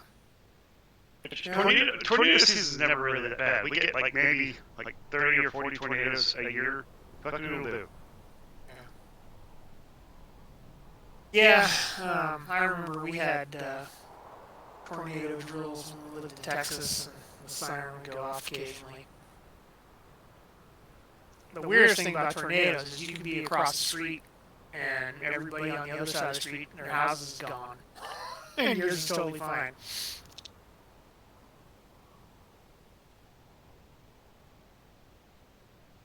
Tornadoes are more of a issue when I lived in Cincinnati. Like, they had, I think, one since I lived down here in North Carolina. Like, they still get them, but it's a lot rarer. Yeah. We only had one tornado warning while I was still working at the elementary school, and it actually happened during recess, so we had to go shelter in the library, and the kids were freaking out. And in Arizona or Texas? In Arizona. Oh, wow. That was a couple years ago. Well, we had that like F3 tornado tear through the campus I work on and like half of Pelham. Like my drive home that day was I left work like 2 hours early, but like my drive home was like, all right, cool, this looks normal, and then immediately cross the railroad tracks into Pelham, and okay, well the next 10 miles is just destruction. Yeah, that's scary. What was the thing? Is like, they got this, severe weather warning, and then, we're out on the playground, and they're like, can you guys come back in? And so then I went and took a look outside, and I could actually see, like, the clouds moving in opposite directions. I was like, yeah, like, let's stay inside. And, So and there were most of the kids were like, yeah, whatever. We're just bummed that we can't be out at the playground. But there were a few kids who were really worried, and I was just like, hey, it's like it's okay. We're safe. We're just making sure that It's okay. If we die, we die. no, just tornadoes happen, and we're in the safest place in the building we can be right now. So Everybody's got time to go, and maybe this is your time. yeah, and over and kiss your ass goodbye.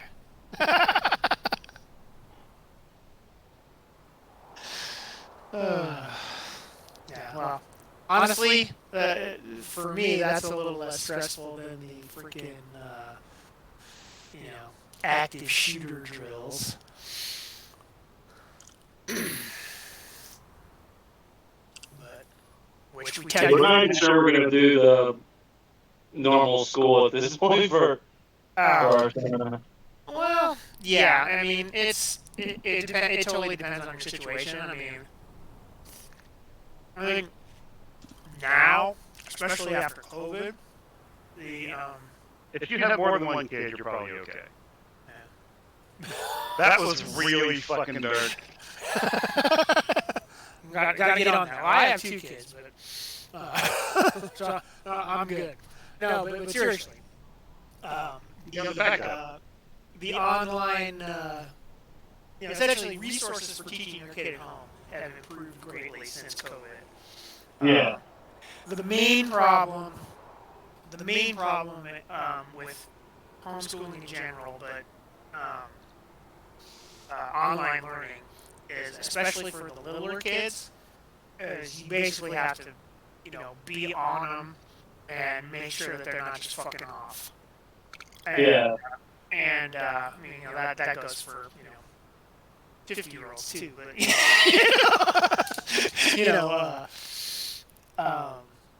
and so that's the hardest part. Is what people were really the most freaked out about was like I'm not used to having to ride roughshod on my kid to make him pay attention, or I don't have time because I work myself, that kind of thing.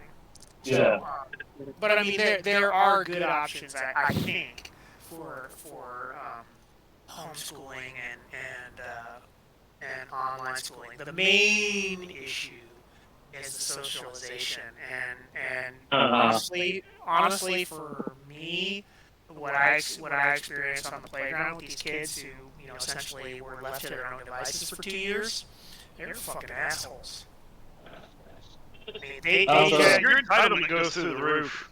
No, I mean, they just, I said to them, I was like, I said You to them, guys are fucking assholes. well, no, yeah, I didn't say that. But I was like, it's like, why are you guys hanging out together if you treat each other this horribly? If this person is always like doing this or whatnot, it's like, why are you? It's like, oh, but we have no one to play with them. I'm like, are you kidding me? I mean, it was just weird. It's like kids who, rather than play the game, just want to disrupt the game the entire time, and everybody's cool with that.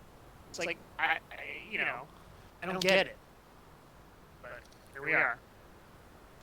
So that might be like more like widespread societal like damage. You know what I mean? Like, oh yeah. And that's the way it is. Like just kids out in public playing that. You know what I mean? I can see it definitely. Like it's how people interacted during the whole pandemic. Like they saw the parents interacting. You know what I mean? Hey, times are stressful, and people were like, hey, fuck you. But I mean, that's the thing is you can be stressed, but you don't have to be a raging asshole about every last fucking thing. Oh yeah, true. Sort of the Karens of the world, I don't know about your country, but in mine, the number of suicides and alcoholism, related issues to, like, it grew exceptionally during the pandemic. Yeah, I think. Suicide didn't really go up here, but a bunch of my friends drank a lot more. Yeah, I definitely did. Yeah, she and I were hitting bourbon pretty hard during the early pandemic. Yeah. Like in my case, funnily enough, the sessions helped, like RPGs. Even when we stopped playing with my IRL group, I mean IRL, then we just switched to Roll20. I played with you guys, so so this helped, this kind of interaction. As funny as that may seem, it helped. But a lot of people didn't have a chance like that. Even when we didn't went to our jobs, we still like kept in touch via Teams or or whatever, the Zoom or whatever what it's called. So it also helped definitely. But yeah. I mean, there was some people that lost lives. I know people that died from COVID, but I also know people that died just because we lost work. Like when pandemic kicked off, there went my 9 years in the culinary industry down the drain, and I spent about half a year unemployed before I got on with Avanti. Yeah. One of my players is a cook. He works for various hotels, so he was lucky because they didn't got fired. They just got like reduced pay, stuff like that. And the hotels he works in are big enough so that they open again rather quickly. But but he told me that not everyone was as lucky as him. Yeah. So it was already like a really undervalued industry, like cooking and everything. It's a highly skilled trade, but like I had an offer from my former executive chef to come back, and he wanted me to come back as a sous chef again. And the offer was more money than I currently make. It was about $3 more an hour than I currently make, and that's tempting, but still no health insurance. yeah. And They're willing to pay me $28 an hour and have me work like 60 hours a week with no health insurance. Right. Yeah. Exactly. Working nights. I will never. Not seeing my wife. I don't want to be an asshole, but I will never understand how one of the biggest and most developed countries in the world doesn't have a fucking like mandatory health insurance. I mean, Jesus Christ. Half the country doesn't want it. Like that's what blows my mind. You know what I mean? That's socialism. First people on the moon, won 2 world wars. Oh, okay, well. Yeah, I mean, won 2 world wars essentially, Lend-Lease for the Russians also helped them a lot on Eastern Front. Blows my mind. I don't get it. No, it doesn't. I mean, well. But I am going to tell you, we are returning, but I'm going to tell you something very, an interesting thing about, mandatory health insurance, because in Poland you have this. The moment that you are registered in the National Health Fund, I think that's what it's called in English, you essentially have your insurance, so you can go to, anytime you want, you can sign up, you can go to the dentist, to the optician, whatever. But if you use only national health insurance, you will wait for certain visits for certain doctors for 6 months, 2 years, 3 years, for example. If you want to go to rehabilitation for a broken back, one of my a friend of a friend, he got told that we'll have free free what's the word, sorry, we'll have rehabilitation for you in 2.5 years. It will be free. It will be speed. You're paying for expediency here. My dad goes under the knife on Monday morning to get his hip replaced, and I think it's the immediate rehab afterward. They're within 2 hours. He's going to start on some rehab, and then he's in rehab for the next 3 weeks after that. But yeah, I mean, we essentially have that here too. We just don't have the free option. Well, yeah, but you know, I'm paying like $25, I think, for you know, for private medical insurance every month. So it's like 100 zlotys, so it's like $25, and I have everything included. Like I can get my I fucking legs wish. blown off, and they will replace it. But the number Place of my legs. yeah, but the problem is one I don't know like what's in how it is in the States, but in Poland currently a lot of doctors suck. They are fucking horrible because they are frustrated. They are not get paid enough. You know, they are underappreciated by the government. The government That's the has flip side of the coin, yeah. yeah, you know, the government has this, the current government, which was once in power a few years back, and they have this policy to just, you know, lay down on the doctors, you know, that they earn too much, that they are, you know, that they are special case of sorts, and so a lot of them just leave country, and those who stay are they don't want to work. They are grumpy. They are not, you know, not pleasant. But the worst part of all is that you know, they will say, oh yeah, you know, you just take those pills and it will go away. You know, oh yeah, yeah, you don't have to worry about this. Just, you know, drink warm water and it will go away. Stuff like that. Yeah, I have problems with my like. Sounds like when I had a concussion. You had a concussion? Yeah, early last year I had a fucking nitrogen cancer fall over and knock me onto the ground and hit my head pretty hard. Jesus. Luckily, because that's a workplace incident, they covered everything. But like the doctor in that case was like, yeah, just don't move. Like, well, like at all? I was like, yeah, just don't move. All right, go home. So wait, so I should move or should I go home? Because I don't. Like, how do I go home if I don't move? It's like, get someone to pick you up. Like, my wife weighs like a third of what I do. Yeah. So you know, so that's the problem.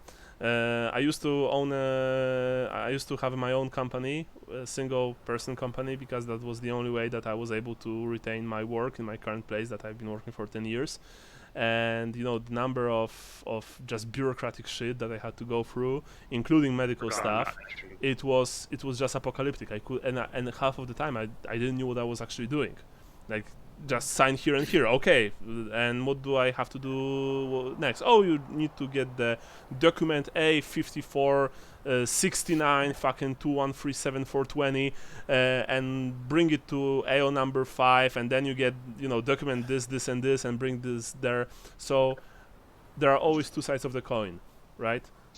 Because from what I'll be right back, guys. I have a baby issue upstairs I gotta help with. Yeah. There are sides of the two sides of the coin. I've heard that, for example, in the States, when you actually get the insurance, you have usually good quality medical insurance, right? The doctors will help you and they will treat you right most of the time. If I'm Yeah, right, I mean, and it's from, you know, from more- people who live there. That's what they generally told me. And in Poland, you have free insurance, but the doctors are, well, they are. That's the best thing I can say about them. Yeah. So anyway, we are slowly turning to the game. Brian went to help upstairs to the baby, but we can manage without him for a while. It's gonna get real hectic in a couple of months when mine comes along. Yeah, sure. I Yeah. mean, yeah, we'll just, you know, take a break. So no worries. Just put a video on and one of those bounce chairs. It'll be cool. Yeah, that's Oh God, Dad, you're so great. Little Einstein. I can't go wrong. that's Maybe a that's why my kids are weird. that's a good idea. Anyway, you requisitioned the gear, and you know, Lieutenant. What was his nuts? What was his name? Sorry, Lieutenant Castro took you to the quartermaster. The quartermaster is Sergeant Helen Moore, supply specialist. Yeah. She's you know, she's helpful enough, but you see that she also wants to be left alone as soon as possible, ideally. She handled all of the stuff to you. So aside from the things that you took, the things that you get. Each of you, and I would also like for you to know that each of you received rucksack with sleeping bag, poncho, first aid kit with morphine, 6 liters of water, and 2-day rations. Poncho. What'd you say? 2 days rations? Yeah. 2 days rations. All right. Morphine. Yeah. Morphine is in the first aid kit, yes. Yeah. Okay, so sleeping bag, poncho, 2 days rations. And 6 liters of water. Oh, 6 liters of water. That was what I got. Yeah. Is that each? Oh yeah, that is each. Yeah. Yeah. 6 Yeah. liters. Each one of you. Yeah, okay, good. The soldiers that will be traveling with you will receive the exact same gear, essentially. By the way, this rucksack is pretty heavy, just so you know, and not really comfortable to wear, but it is also necessary for your survival. Yeah. Yes, Castro is. I was actually waiting for someone to comment on this man's surname. Anyway, after that, you are left to your own devices. You know, there's still. I mean, I know that Mason goes to firing range to throw grenades, to learn how to throw grenades, and it will take you the rest of the day to do so. Probably even after dinner, you will return here to learn to throw. What about Luke? I figured that we should be looking at maps of the area and trying to get an idea of where we think he might have gone. Mm-hmm. Very well. Yeah, I'll hypothesize what's going on with Luke. With what? With Luke? Luke? Oh, Yeah. oh yeah. So you are, both of you are like poring over maps, right? Yeah. Okay, sure. Remember that you can. I think that there was also the talk of sending a drone to Varjita. I thought he wouldn't let us use the drone last time. He said something about the last drone he sent up. Well, you can always try to persuade him using a bureaucracy roll, Okay, I'll try. if you want to. Actually, your bureaucracy's better, right? Bureaucracy is 40. Yeah, minus 30. So why don't you see if you can get him to send a drone up the. Well, let's figure out what we think the path might be, and then send a drone that way. How about that? I mean, I think a good case is like we don't want to lose anybody. We want to get this guy back. You know what I mean? We want this quiet, so that's the best way to go about it. You know? Yep. Like we're not combat dudes. Says you. As much as you and Agent Parker over there want to think you are. Yep. Everyone wants to be a cowboy until it's time to do cowboy shit. Yeah. Exactly. Yeah. So you check the maps. You take a look at the area of the Varjita Mountains, and the problem is that this is a huge area, and the village of Ghati could practically be anywhere. That said, if any of you have navigation, I do. how much? Pretty high. I thought it was 40. But let me... Oh yeah, because you are a pilot, so you need to have high navigation. Yeah. You got 40 navigate too. Oh. Oh, do you? All right. Oh yeah, because you live in the mountains and just travel a lot, right? Okay. For some dumb reason, I can't find navigate. Yeah. Oh, there it is. Yeah, I have 50. I have 50%. Okay. Actually. So. So that's what I was intending to do was looking at a map and knowing that we're here and Varjita's over there. What would be the best way on foot to go in that general direction to get an idea of where he might have gone? On foot from the base? Oh, Right. We're just looking at the map, like Because we assume when he disappeared, he went there on foot. Yeah. Well, I mean, yeah, because the base didn't like notice that any of the Humvees was missing. Not to mention Right. Emra. So that's my point. Is just that. So not that I want to go on foot, but that if His most likeliest route. his likeliest route, Mhm. and we can send a drone along that route. Yeah, exactly. Okay. Does that make sense? Yeah, absolutely. Then please roll. Since Rat will be helping you, Rat, you have worse navigation than Luke, but you can help him, so you can give him plus 10% to his roll. If you wish to, of course. Yeah. Okay. Plus 10%. God damn it.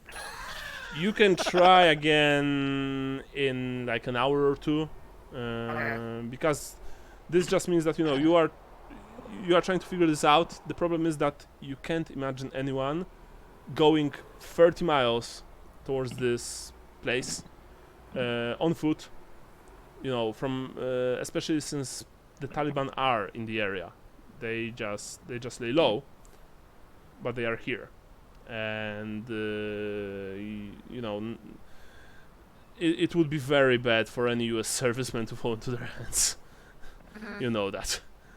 So Ellis was clearly extremely determined to reach Verchita Mountains. Driven even, you might say. But given what we've heard about him, it fits. Mason, you just throw grenade after grenade after grenade. Of course, they are training grenades, but still. You're getting tired after a while, but you are also determined to learn new useful skill, which might save your life, and while taking lives of other scumbags. So yeah, you just took a few bottles of mineral water with you. And spend the rest of the day throwing grenades.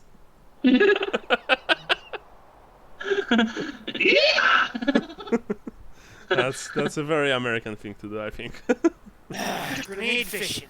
Grenade fishing. Oh yeah, that's actually interesting. It's really more dynamite fishing. Yeah, dynamite. It's only good not to. Is that it? What? Just like, how the fuck? All right, no, you're good. I had my active voice on. 1 sec. Okay. Rat and Luke, you are still, poring over maps, trying to find the best way. You've encountered another problem. I mean, you didn't ask anyone per se, but you know that in Afghanistan, because remember, your characters stayed in Afghanistan for some time before this operation. You were in Kandahar for, let's say, a few weeks maybe. Delta Green sent you here to just be on standby, so it's not like these are your first few days in the country. You know that in the rural parts of Afghanistan, which is most of the country, as we know, there are a lot of hidden paths and hidden trails, mainly for shepherds, goat shepherds, who traverse the hills and low mountains of Afghanistan with their herds. And actually, many of those paths, allow you to travel much quicker from place to place, but you have to know about them. So the question is, did Ellis know about them? And since you have maps, standard maps, and not satellite surveillance maps, which would be much more helpful in this case. Sorry, Brian, are you saying something? Because if you do, then I don't hear you too well. No, I'm just sitting quiet. Oh, sorry, I'm moving my mic around, so maybe it was me that made noise. Okay, sure. So you are also thinking if Ellis traveled to Vergita using road, like you will tomorrow with your convoy, or did he went through the through the Badlands, so to speak, which would probably, unless he knew of the trails, which would probably take him much longer to reach the place, the destination, and would be could be potentially even less dangerous, because the Taliban would more likely watch the main roads. So after an hour and a half, you can roll once again. Okay. I'll try again. Just a straight Yeah, up roll then? Or, I'm pretty set on figuring this out tonight before we go to bed. Sure. Yeah. Uh, Is it just my straight, or is it with the you have plus 10%, but if you fail now, then the next roll, after another hour and a half, even with Rat's help, will be at minus 10% because frustration and fatigue will kick in. Okay. Nice! Ooh, I succeeded. Fortunately, this time you've concentrated, you've made a small brainstorming session, and looking at the map, you guess at possible routes that Tim Ellis could have taken to reach Varjita Mountains. And with that, you travel to Captain Breyer's command hut, both of you. Yes. You enter the hut. You see that he is with Erickson, the his other commanding officer. Oh, for some reason, they both look at you with. Sorry, Jacobson, not Erickson. Jacobson, his second lieutenant. They both look at you rather surprised. Captain Breyers is like, "Can I help you with something, agents? I thought that we agreed on everything already." Yes, Captain. We've been looking at these maps, though, and we think we might have a good idea of which way he went, but we need your help. Well, from what you've told me, you think that your men went towards Varjita Mountains. That's why you are taking my MRAPs tomorrow via road to the base of the mountain, right? Yes. So, Feel free to jump in anytime, right? Rat, please. Hello? Something is like muffling your voice, Brian. I don't know what. Can you hear me right now? Oh yeah, now it's very Yes. good. Now it's excellent. Yeah. Okay, yeah. So we need a drone and the satellite imagery of the terrain leading to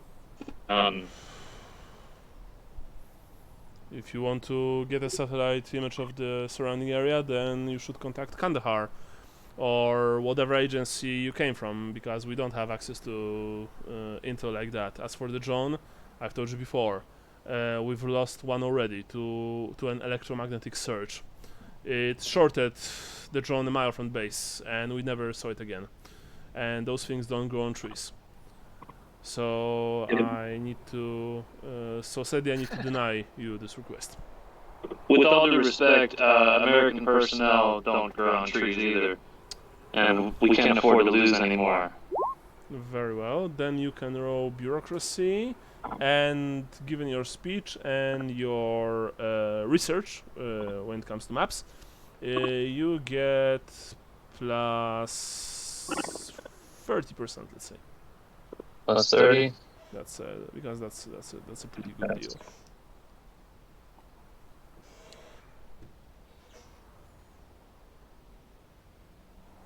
Critical success. Oh! You see that Breyers looks at you with appreciation. He nods his head. Here's a jetpack. Very well spoken, Agent Green. Very well spoken. All right then. Let's go to one of my drone operators. Who send one right away. Hopefully try to.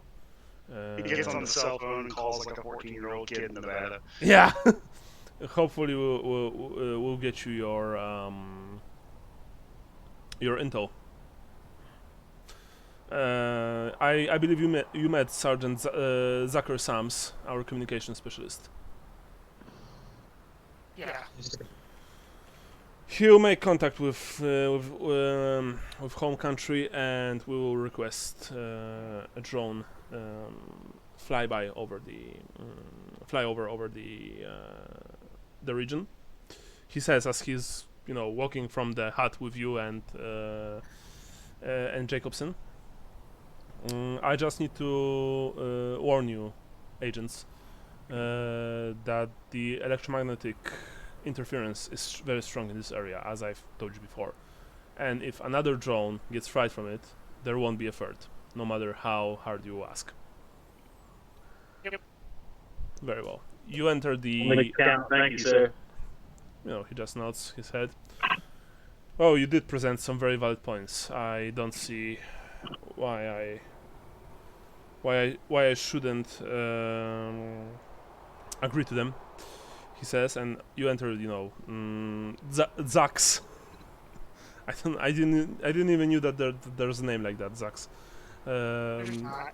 Actually, it sounds more like a surname, if anything. Yeah. Exactly. You enter Sergeant Zack's hut. There are, of course, computers everywhere, laptops, tablets, stuff like that. The captain explains to the sergeant, what's going on. The sergeant. It takes like good 20 minutes before he eventually establishes contact and speaks to someone. As Michael said, probably in Nevada. My guess is, or maybe in Arizona. And they agree to send a drone over there. Over this area. It takes another 30 minutes before the drone actually reaches your area of operations. And so I will need to roll.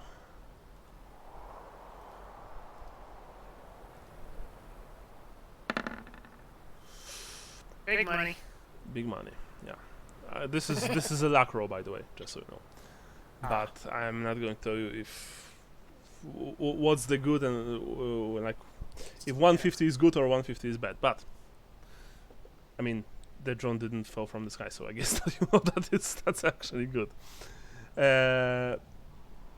After as soon as the drone entered your area of operations, you get visual feed from its forward-mounted camera.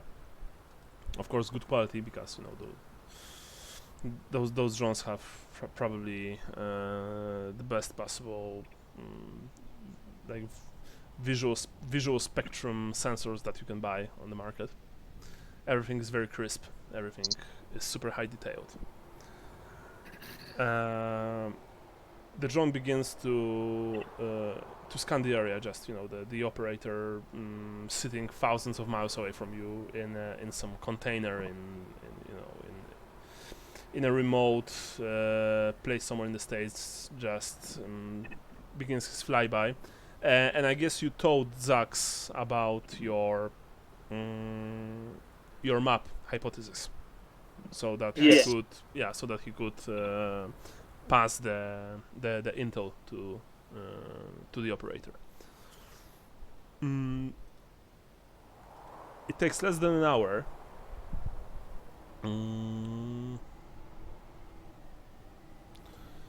It takes less than an hour for the drone to eventually find something. And for this first hour, actually, it was very boring. Just watching an aerial surveillance of an endless mountainous rocky terrain. Briars stayed with you while he sent Jacobson away. To do his duties. He stayed with you. You are sitting on those rickety half plastic, half metal chairs, which are very uncomfortable. Fortunately, of course, there's water here, so there you at least can stay hydrated. But still, it's hot in this place, in this hut. Even though it's very well ventilated and air conditioned, the amount of electronic equipment, produces so much heat that you are all sweating even more than usual. Eventually, Sergeant Zax says, "Look, the drone found something, and he points at the screen. Beneath the Varjita mountains, you suddenly see something that looks like a small village. It lies in the shadow of the mountain. From the drone's perspective, from where it's circling overhead, you see that it basically is very similar, you think, to Kuluch Kel, maybe a bit larger. You see fields outside, you think you see fields outside. You see clusters of rickety buildings, you guess made, of course, from mud and wood and rock. You don't see any details, but the village is there. Sergeant Zax immediately, transfers the coordinates from the drone to his own computer and prints out not only the visual feed, I mean the photo of the village, but also the coordinates, stuff like that, and hands it to you. Captain Byers is like, well, I think we found your village, agents. Good call on that drone. Sorry, Brian, you were saying something? It's something to work with now. Suddenly, the feed from the drone is cut.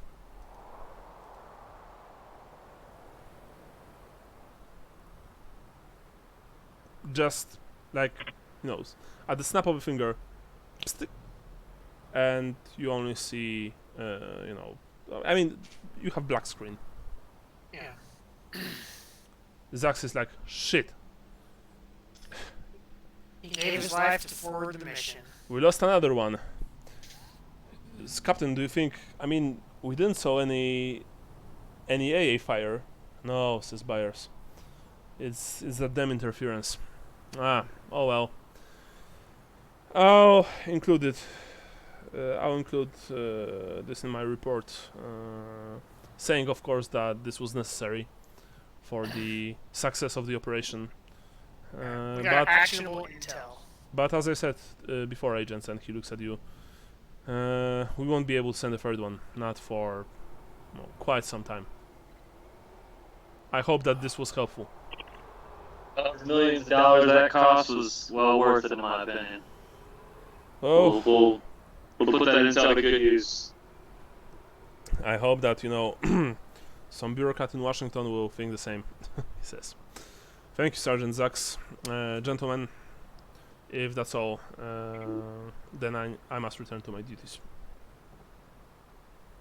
Sergeant, give them everything they'll need when it comes to the surveillance we just received. Yes, sir, says Sergeant Zax. And with that, Byers nods at you, and nods towards you, and then just leaves the hut. You also received the entire footage from the drone from Zax on a pen drive, as well as as the exact coordinates and printed out photos. So, yeah. Okay, I say we go back to the hut. Maybe look at the stuff, figure out which way we want to enter the village, and get some shut-eye. Sounds good to me. You leave the hut. You leave Sergeant Zax's hut, and you travel back to your own. You see that Agent Parker is not yet back. He's still throwing grenades. That's Sorry, what, Brian? I was talking to Luke. I said, "Do you still do that thing I gave you earlier?" I don't know what you're talking about. Well, I brought more. I'm gonna get a duty and light it. Okay. I honestly don't remember taking any duty from you. Maybe I did. I think Parker Is that a smoked good one. idea? I think Parker smoked one. I'm not sure if McLean smoked one, but I don't remember as well. I only do MDMA. Yeah, well, Bobby, anyway, Agent Green, smokes a fat one, and he offers another to you, McLean. You take it? yeah, we'll share it if he wants to hit it. Oh yeah. No, I'm good, bro. Agent McLean is clean. Hugs, not drugs. Yes. So your brother, you were saying earlier, he survived. What was the story again? There was something in the Caribbean. He disappeared. You said. Yeah.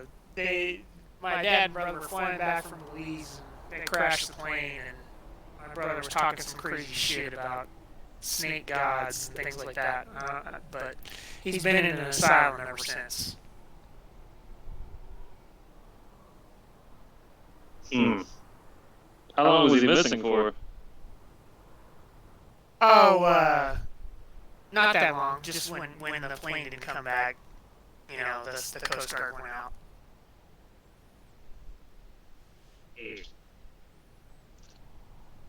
Crazy shit has happened, that's for sure. Yeah.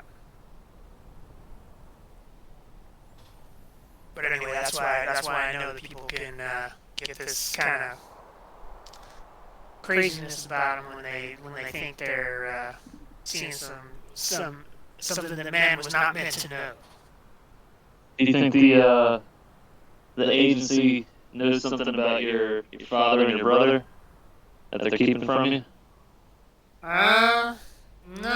I mean, I never thought about it that way, but now that you mention it.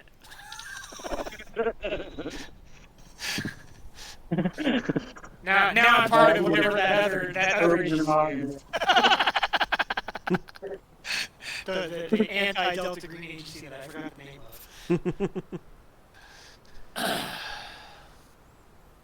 of. But yeah. So yeah, I mean, so I don't have direct experience with it, but sort of secondary experience. Sure, it has something to do with their interest in you.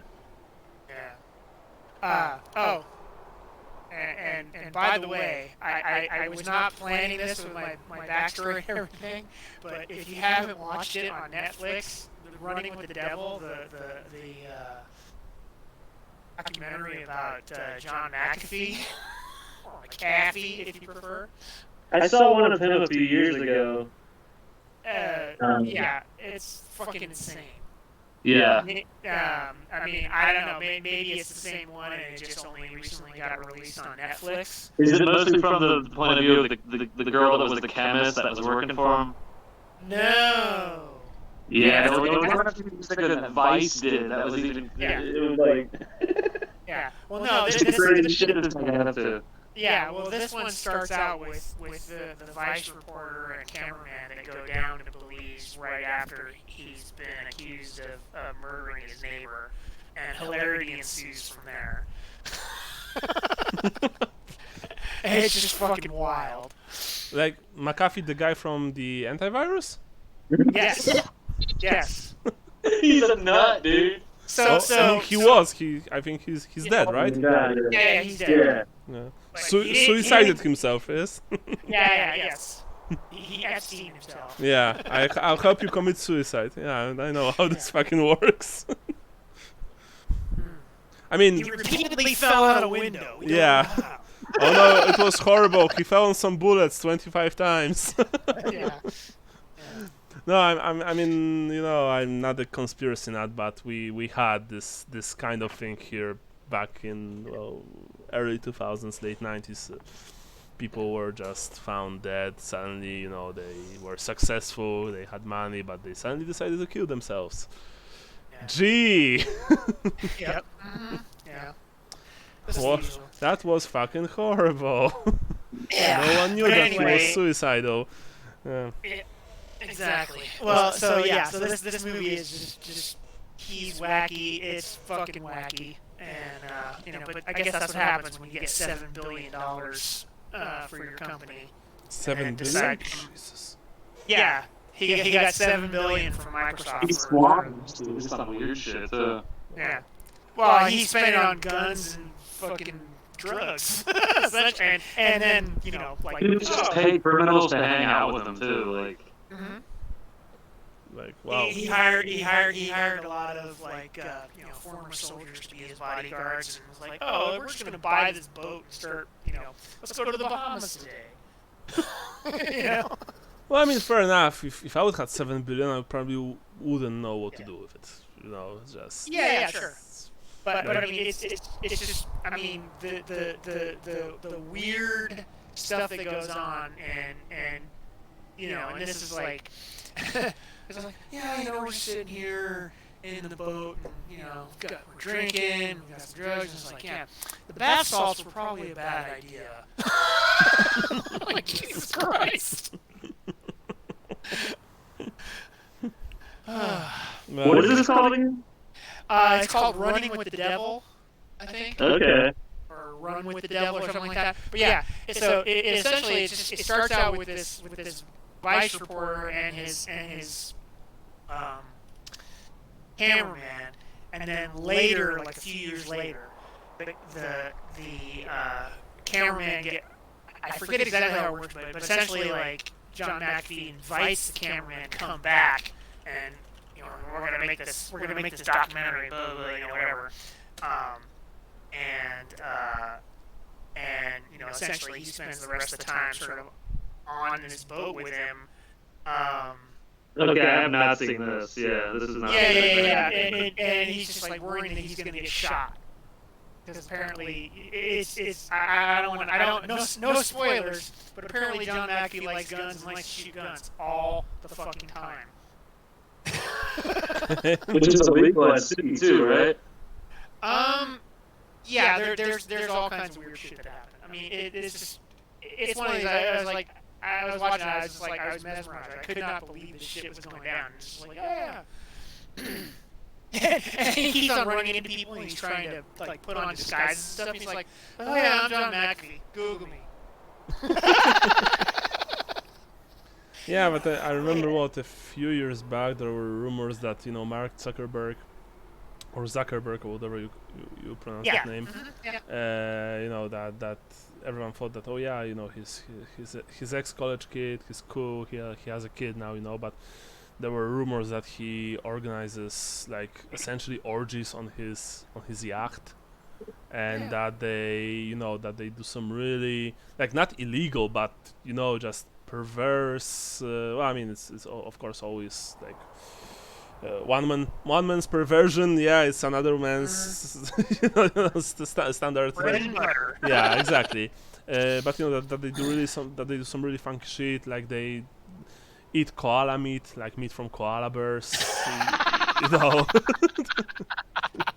and and of course drugs, more drugs. But that's, I mean, if I would be Zuckerberg, I would probably have face white from cocaine all the time. So, because I mean, what are you going to spend your money on?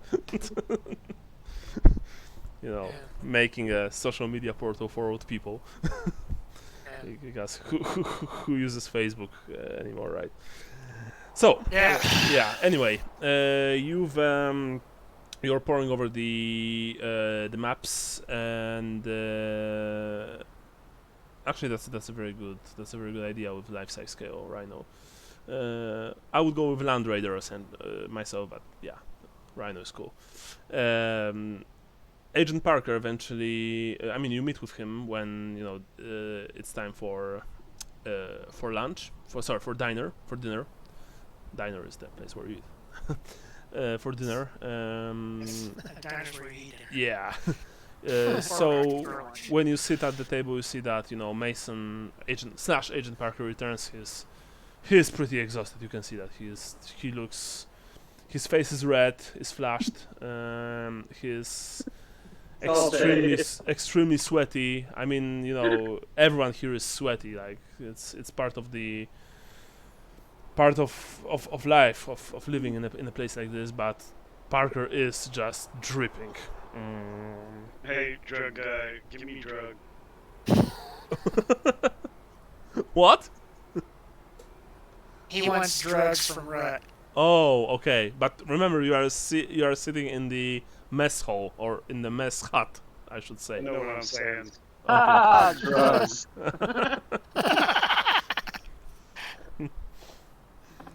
Yeah. Rat Love is the doesn't. drug for me. Rat doesn't know anything about drugs, so. Dude. Mm. At least the dinner is pretty good. Mm. So after everything, you all return to your hut. Luke, Rat, are you telling Mason about your discovery? Yeah, I think we would give him the what's up. Yeah. Yeah. It was just an image of the village, right? And the location of it. Yep. GPS Well, where are you? Where the? Oh, okay. Like we knew it was in the shadow of the mountain. That's pretty basic location. Oh, What the time of day? Varjita mountain is huge, so you know the village could be in few places. But the drone, fortunately, before it got EMP'd, managed to send you the coordinates and also some visual feed. With that, you use your navigation skills, but without any rolls because they're not needed. You have pretty good intel, and you just track the best possible route. Plan the best possible route. And according to what you found, Ellis would. Well, it would take him quite some time to reach this place. Assuming that he would use standard road, it would take at least 2 days to reach this place. If we take into account, hot Afghan sun and the constant heat, the fact that he would probably rather quickly use his water supply. Yeah, and if he would use hills to get there, then it would take him even longer. Yeah. So, but still, to you, this is insane. I mean, for a man, to decide to undertake such a trip would mean that he had to be very driven and very determined to reach this place. Place which, as far as you knew, didn't exist. Was supposedly a myth. So yeah. Do you want to discuss any other stuff, or are we skipping to the morning and to you actually traveling to Ghati? I feel like we pretty much talked it all out already. I'm thinking. So I'm assuming we would just hit the hay and get going to the. Okay. Rat, are you giving Mason a doobie? Yeah, I'll share one with him when we get back to the tent. Okay. Spice with the mind. Yeah. So you're having one last blunt before hitting the sack. Yeah, McLean, you're not smoking, but the problem is that your entire hut just Smells like smells sticky. like not only smells, there's this miasma in the air, the fog. Am I gonna get a contact eye? And you know that if, for example, Captain Breyer would enter right now, then you would have some explaining to do. Agents, supposed CIA agents, or rather Army intelligence officers, or not. Yeah, I'm not worried about it. I'm clean. Yeah. You guys want to check out this experimental album I've been working on? It's 3 hours long. Yeah. But what about gastro when it kicks in and you have to eat something? Munchies, it's called in English, if I recall correctly, right? Yeah. Is it called Dark Side of Uranus? Yeah. Anyway, after after finishing the doobie, you all go to sleep in the surrounded by the wheat fog, and you and you eventually wake up early in the morning, because you know that buyers wanted you to leave the FOB practically, right after the sunset.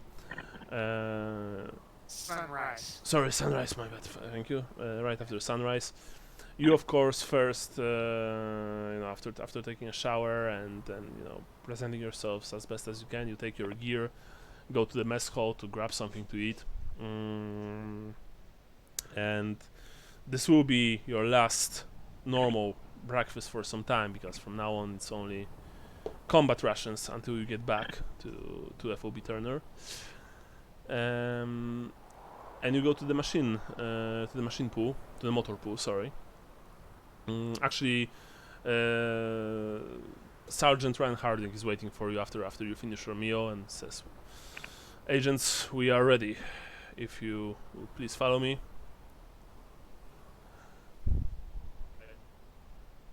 Someone said something? If yes, then it was very quiet.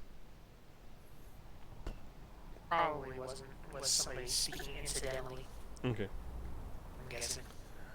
So you walk between the buildings of the small huts of FOB Turner, and you reach the already familiar location of motor pool.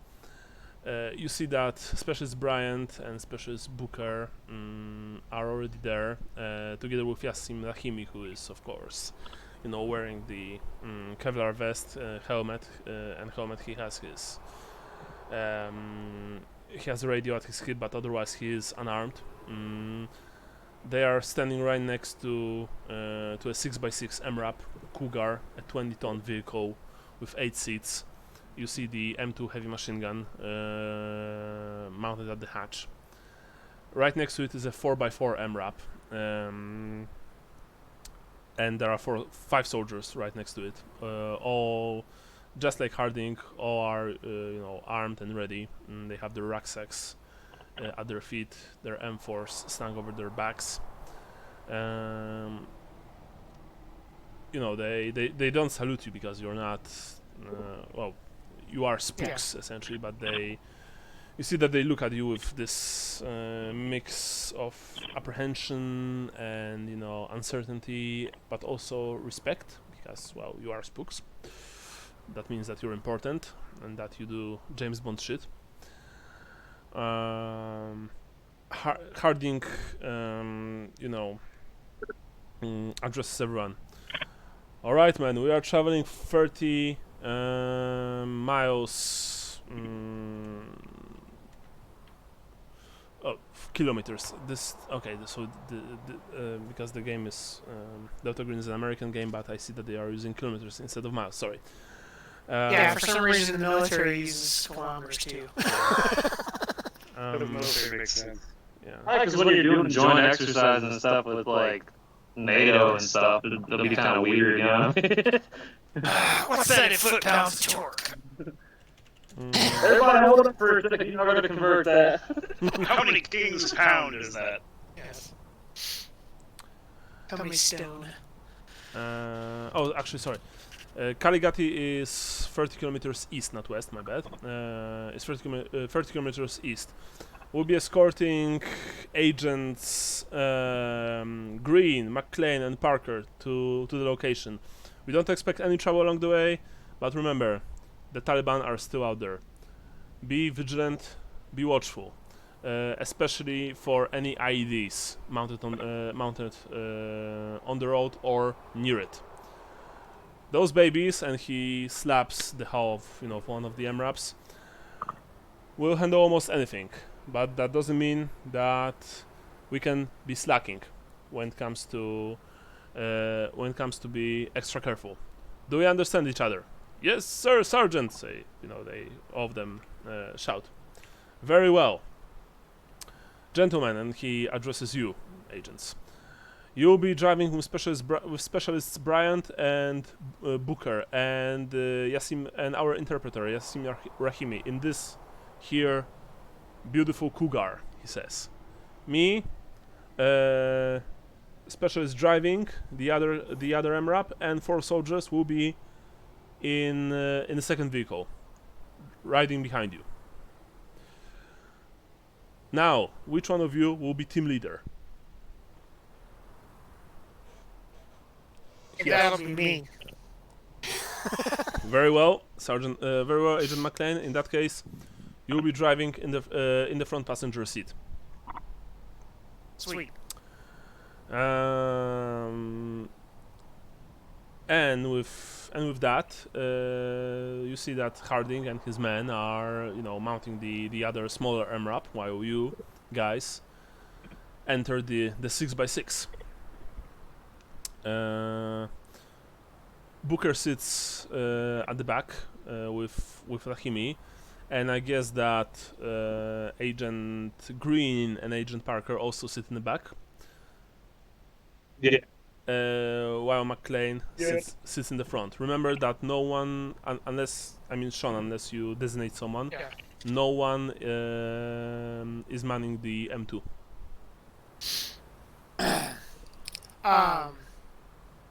That would probably be you. I was gonna say it probably would be me. I confer with Harding. Are we manning the heavy weapons? Yes. On the whole ride? Okay, Yes, well we should. then, Yes, then, we should. This is then still we- enemy territory. We can't Okay, be too careful. Alright, then I will be manning the M2. I can give you one of my men if you want. No, that's fine. I can do it. Very well. But he hesitates. Look, Agent. We are responsible for your security. I don't want to imply anything and question your abilities as a shooter, but you are HVI. This is high valued individual. Got it. So it would make mine and Captain. It would have my conscience as well as Captain Byers if you would maybe agree that one of my men would man the M2. Alright. You see that that if you would say that no, I'm going to do this, then he'll back off. But just so you know. No, that's fine. We'll take an extra person. He asked one of his men, a young, but you guess fairly experienced soldier from his group to join your group to go into your MRAP and man the heavy machine gun on the turret. You are sitting in the front. Yeah. Yes. And without any fanfare or any unnecessary delays, you are leaving the base. Now, by the way, this is also important. Every member of the team, soldiers and you guys, you have encrypted radios, so you can talk to each other without eavesdroppers understanding. And the whole team is designated by the cosine beacon, which means that Harding is beacon 1, you, Sean, are beacon 2, and the rest are beacon 3, 4, and so on. I would like for you guys to note your cosines on your sheets, or at the very least to remember them. Okay, so I'm beacon 2. Oh, Harding also told you that the free. beacon 3. Okay, so Michael is beacon 3. Brian, what about you? 4. Beacon 4, very well. And the rest of the soldiers, you can know that Rahim is beacon 8, and that Bryant and Booker are beacons 6 and 7. You also know that the FOB soldiers have combat air support on call, and Harding has the codes, but you know that this is a Delta Green operation. That means keep everything secret, minimize exposure. So you realize that even if things get hairy, there is a very small chance that closer support will actually be called, or rather will be allowed. You roll off. Sorry, you roll out. Autobots roll out. The interior of MRAP, I presume, is not very pleasant to travel in. Actually, I'm going to MRAP interior. Let's see how it looks. Yeah, it's pretty tight. If you guys can use your Google, then you'll see that it's not very comfortable. That said, there's probably still more space than in a Humvee, but that's not saying much. The Afghanistan mountain road blazes in the summer sun. The two armored vehicles are driving through a ravine that rises sharply on either side and opens into a wider hillside about 1 kilometer ahead. The road is isolated, stark, barren and blazing. The vehicle smells of dust, diesel fumes and stale sweat. Harding asks you, McLean, whether your vehicle is leading or following. I believe we're leading. You can choose. I mean, initially they want your MRAP to lead, but Yeah. it is your show, so you can say that no, they are driving first. No, we want to lead. Okay, so you're leading in Cougar and they are following. And also tell me if the hatch is constantly open and someone is manning the M2, or if the soldier with you only goes to the M2 if shit hits the fan.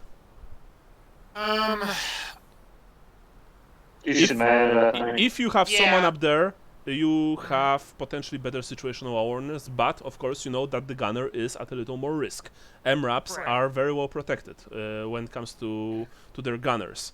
But this is Afghanistan. There are mountains here. Snipers, you know, if they will start shooting at you, or marksmen, they will probably shoot from up high. Yeah. So this is your call again. Well, I thought the whole point of having the guy there was that we were going to be exposed and having the gunners out. Mhm. That's So, what I thought. So yes. So you okay? All right. The young kid, the young gunner. Let's quickly find him a name because I don't like my NPCs to be anonymous. Raiden Moore. Nice. Hey, would you blow me? Oh my god. Actually, there's this very cool website. I don't know if you guys know. It's fantasy name generators, and they have all sorts of names. They have Warhammer specific names. They have American. For example, I've entered American fantasy names, and this is the first thing that popped out. So, you know, it's very good. It's a very good website. I highly recommend it. Yeah. So his parents like Mortal Kombat. yeah. So he's a private first class. So PFC. Raiden Moore. Actually, that sounds like some pretty cool porn name, if I say so myself. Butt naked. Butt naked, yeah. Not that I watch any porn, of course. Of course. That's I had a friend in high school whose name was Eric Shin. Eric Shin? Erection. Oh, Erection. Jesus Christ. And another guy we knew named Wei Long Wang. The classic long duck dome. I did lay on old dick. Really? Like, really? Yeah, the middle name was Leon, last name old dick. Wow. That's still like the parents knew. Yeah. And Well- the neighbors down the street, their last name is Dickman. I will never understand why, like, a short version of Richard is Dick. It doesn't make sense. Because... There's a drugstore in my hometown. It's called Butt Drugs.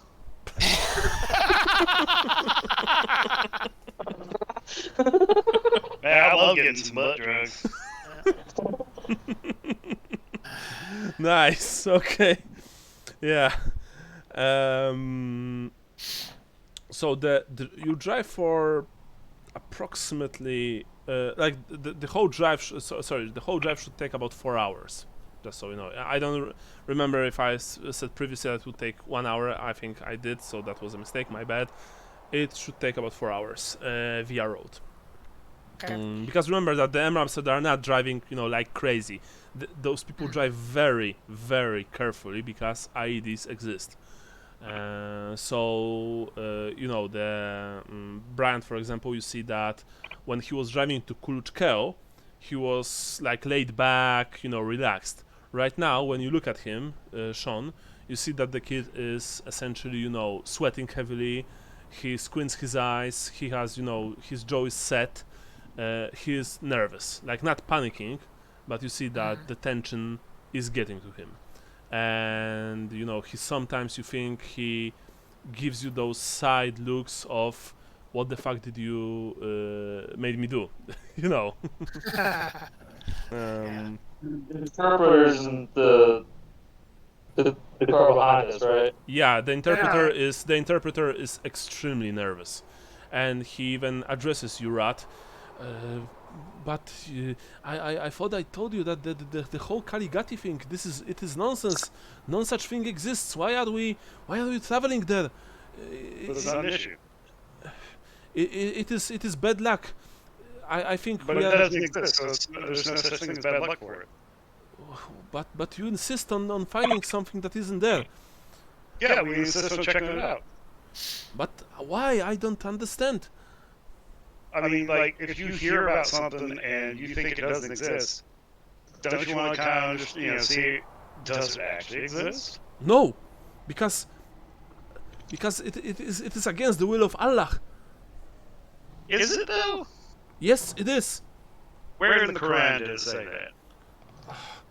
Well, I don't have a copy with me at the moment, but I will gladly show you when we return back to There's base. just so many people like you in the Deep South. I'll gladly show you Tuesday. That's actually very good, he says when you tell him that, because he thinks that that's a good thing. But yeah, you see that Yassim is nervous, is very nervous even. During this trip, of course, Harding and the other specialist who is driving the other MRAP communicate with you sometimes via the radio. Let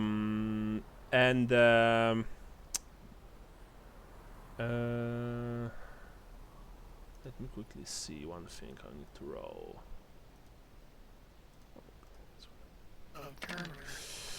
Okay, Sean, I would like for you to roll me 4 times luck. 50%. Okay. And 150 passes, just so we know. 1 to 50. Got Yes, it passes. Roll me 4 times. And I'll roll 4 times more for Bryant. I just wish that Don't buck the throat. I'm not right. Oh, I failed. The first time Harding tried to communicate with you, you answer your radio and the electronics go nuts from some bizarre electromagnetic surge. Your radio is permanently fried. And Sweet. there's a howl of feedback that warbles oddly like a voice screaming gibberish. Now I'll need to roll for Bryant. And by the way, all of you in MRAP hear this, just so you know. Bryant will go. Yeah. That's one of the cheap Nokias. After this happened, essentially the second specialist tried to communicate with Brandt, and it also fried his radio. It was like after a minute or so after your radio went down McLean, the same thing. And you know, Brand is like, fucking hell, shit, fuck, fuck, shit, fuck. You know, just forgetting about the military nomenclature and just, you know, exploding in this stream of obscenities.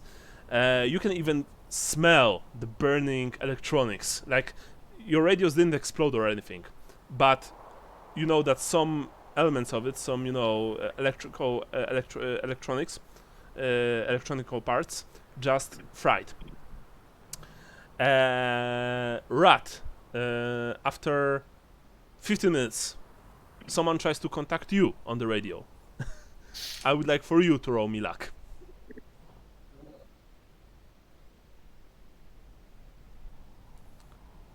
$150 passes. Oh, I see. You just roll the 100. It's... Yeah. Fortunately, when you answer the radio, you know, you hear Sergeant Harding's tensed voice.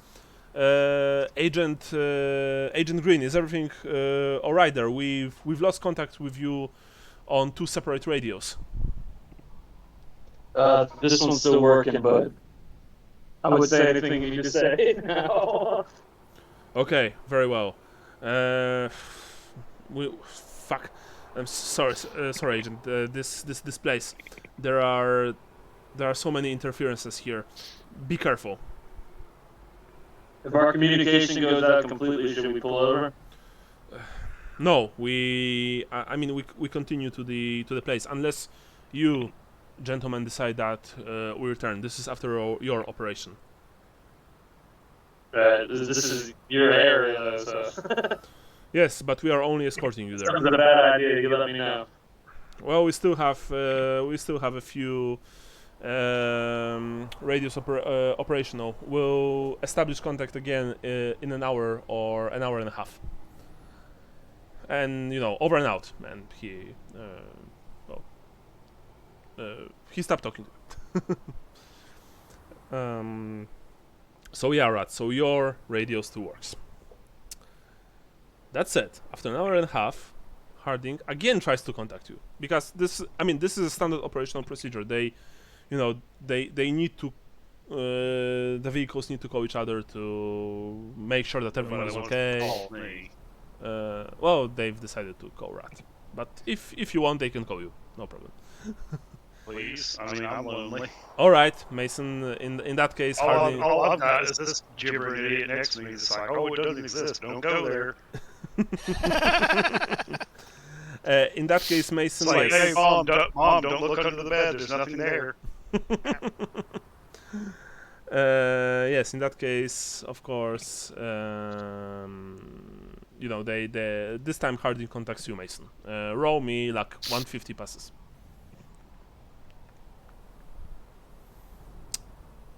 Nice. That's bad. That's a bad thing. You receive the call from Harding and you push the button to answer him. Your radio sizzles, essentially just smoke and It's a good prank, guys. smoke and sparks, you know, just blow from it. Once again you hear this strange sound, this feedback, but it sounds like voices screaming. And now I would like for all of you to test sanity. Whoa. Sanity, yeah, just roll sun, basic sun.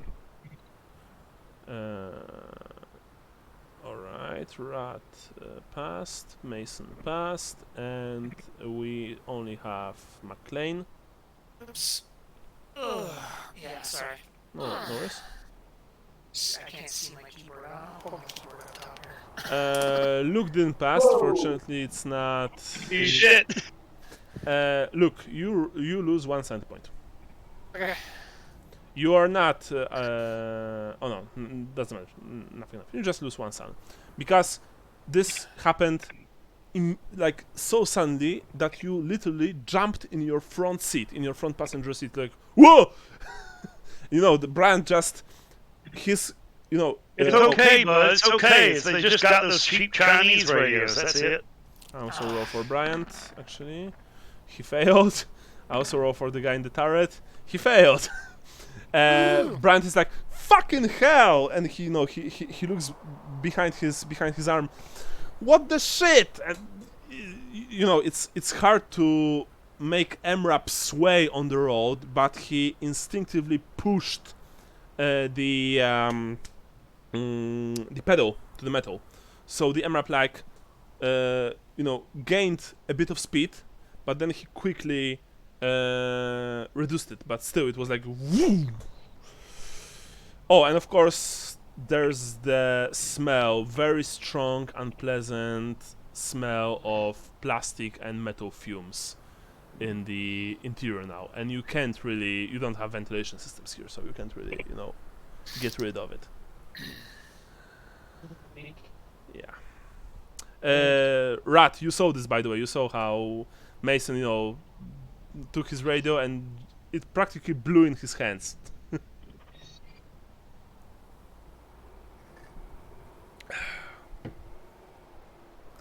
No one's commenting on it? Okay. Stop blowing your radio. Yeah. So We're gonna have a hard time the last leg of this trip, especially on the way back. yeah, so that was pretty sus. You are approaching Ghati. After 3 hours, you are about you think sorry, that you are about that you only have 5 or 10 kilometers left to reach this place.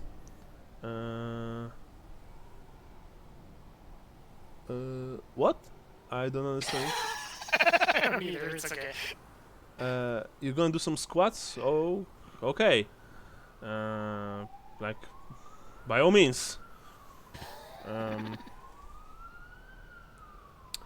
Now, how much alertness do you have, Sean?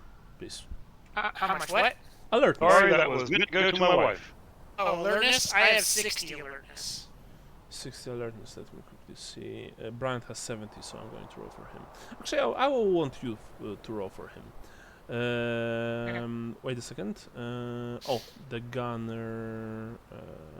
Maybe the gunner has higher. You want me to roll for him first or for myself first? Wait. Okay, no worries. Just need to see the.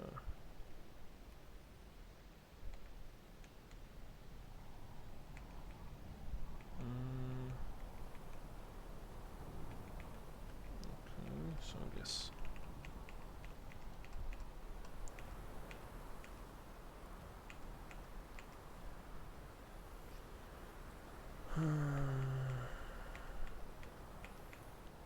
Yeah, I want to. No, you only roll for the highest one. So I want you to roll for Bryant's alertness. He has 70%. Okay. But you roll at a minus 20%. Okay. So you've passed. Very well. What happens is this. Suddenly, Bryant stopped the vehicle. And he says, "Shit, ID!" And he, pressed the stop pedal. He stops the vehicle, and he immediately starts to back away. As agents, and like I said, you spent some time in Afghanistan, or that everyone turns off radios because radios are used to trigger bombs, actually. So those of you who still have radios, you immediately turn them off. As soon as Brandt thought about the ID, he also, Sean, if you won't tell this to the guys at the back. Brandt also has his radio fright or not? Yes. So he tells you. Someone needs to contact the other MRAP and tells them that there's ID on the road. I Beacon shall. 3. What? What's that? I'm using my working radio. Try and contact the other inlet. Well, it doesn't work because you have a melted brick in your hands essentially. So Oh shit! Did I fumble that? Yeah, I did. Never Yeah. mind. I was looking at my sanity score. My bad. no. So it's either Rat or the soldier in the cupola. Well, I shout to him like, signal the vehicle behind us that there's an IED. Like that. Rat, And signals. you want to try? Yeah, with the radio. Yeah. So you use your radio and you contact Set off Harding. the IED. So I want you to roll 50%, of course. Luck roll again. Mm-hmm.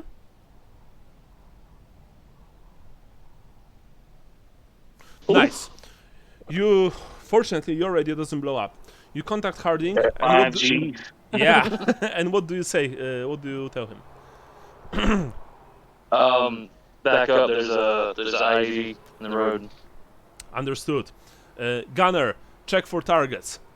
Everyone, get ready. We might be ambushed in a second, he says. And your gunner, unless McLean, you also told him that he just when he heard Brandt speaking about ID, he immediately starts scanning the surrounding area. You slowly, back up from the ID that Brian spotted. At least he says he tells you actually, McLean, see over there, see this glint of metal in the middle of the road. He asks, and when he points at you, you don't need to roll. You actually see that there's something sticking from the middle of the dirt road. Something that obviously should not be there. You see a glint of metal. You guess that's the blasting cap, the detonator. You feel cold sweat on your back. All of you feel cold sweat on your backs. This is real now. This is what killed so many of coalition service men and women in Afghanistan, and not only in Iraq as well. IED is one of the worst possible weapons to be used against other people. They are hard to detect, they are very easily constructed, and they are utterly deadly.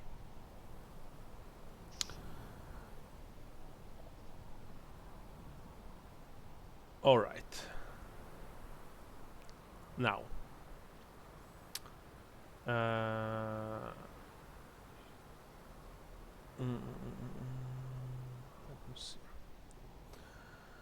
So I tell Brian, find a way around this thing.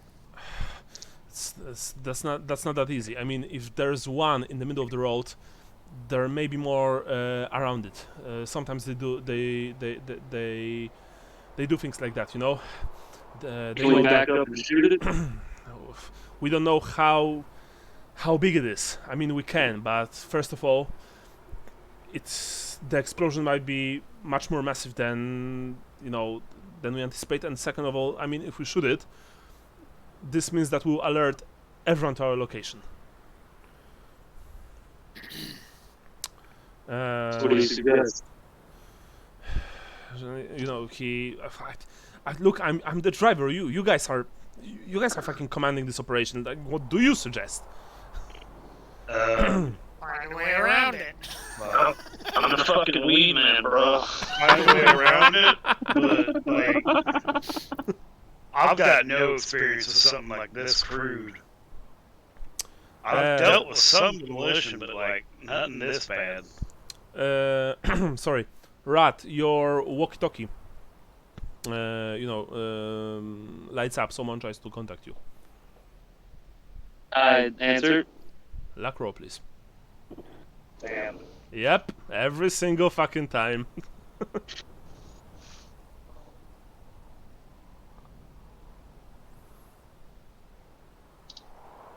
There it is.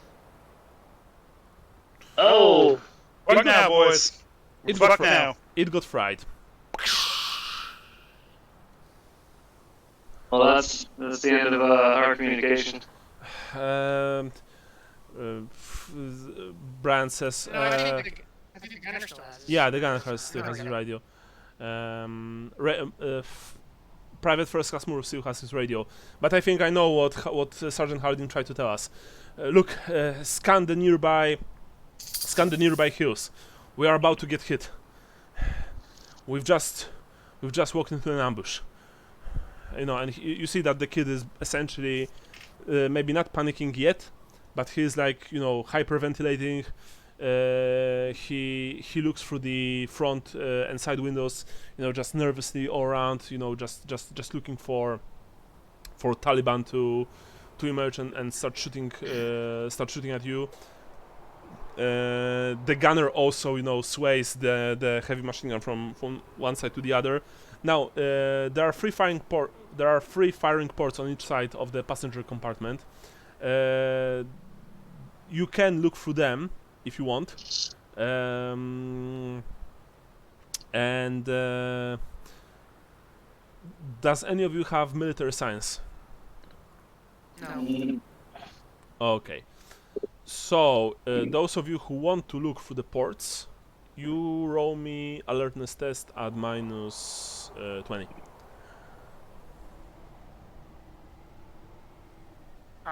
Do I I have a shotgun. I don't mind.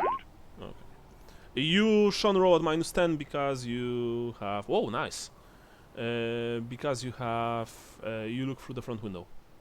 Okay. And I'll roll for... Actually, so one of you guys will roll for a gunner quickly. Okay, Mason... Yeah, Mason just doesn't see anything. That's the roller for the gun. McLean, you are too baked to spot anything. I'm not baked. It's a contact high. Beyond the window, you just see, you know... This window's dirty. Yeah, you see rocks. Now, one of you... Actually, Bran, roll for gunner's alertness, which is at 60%, but it's minus 10, let's say.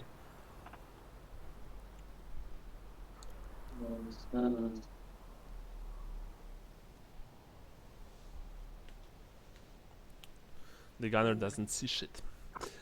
I'll quickly roll. Boys, we are fucked. Go for the other gunner. Let's see. Oof. For the driver. In the second MRAP. Wow. For Harding.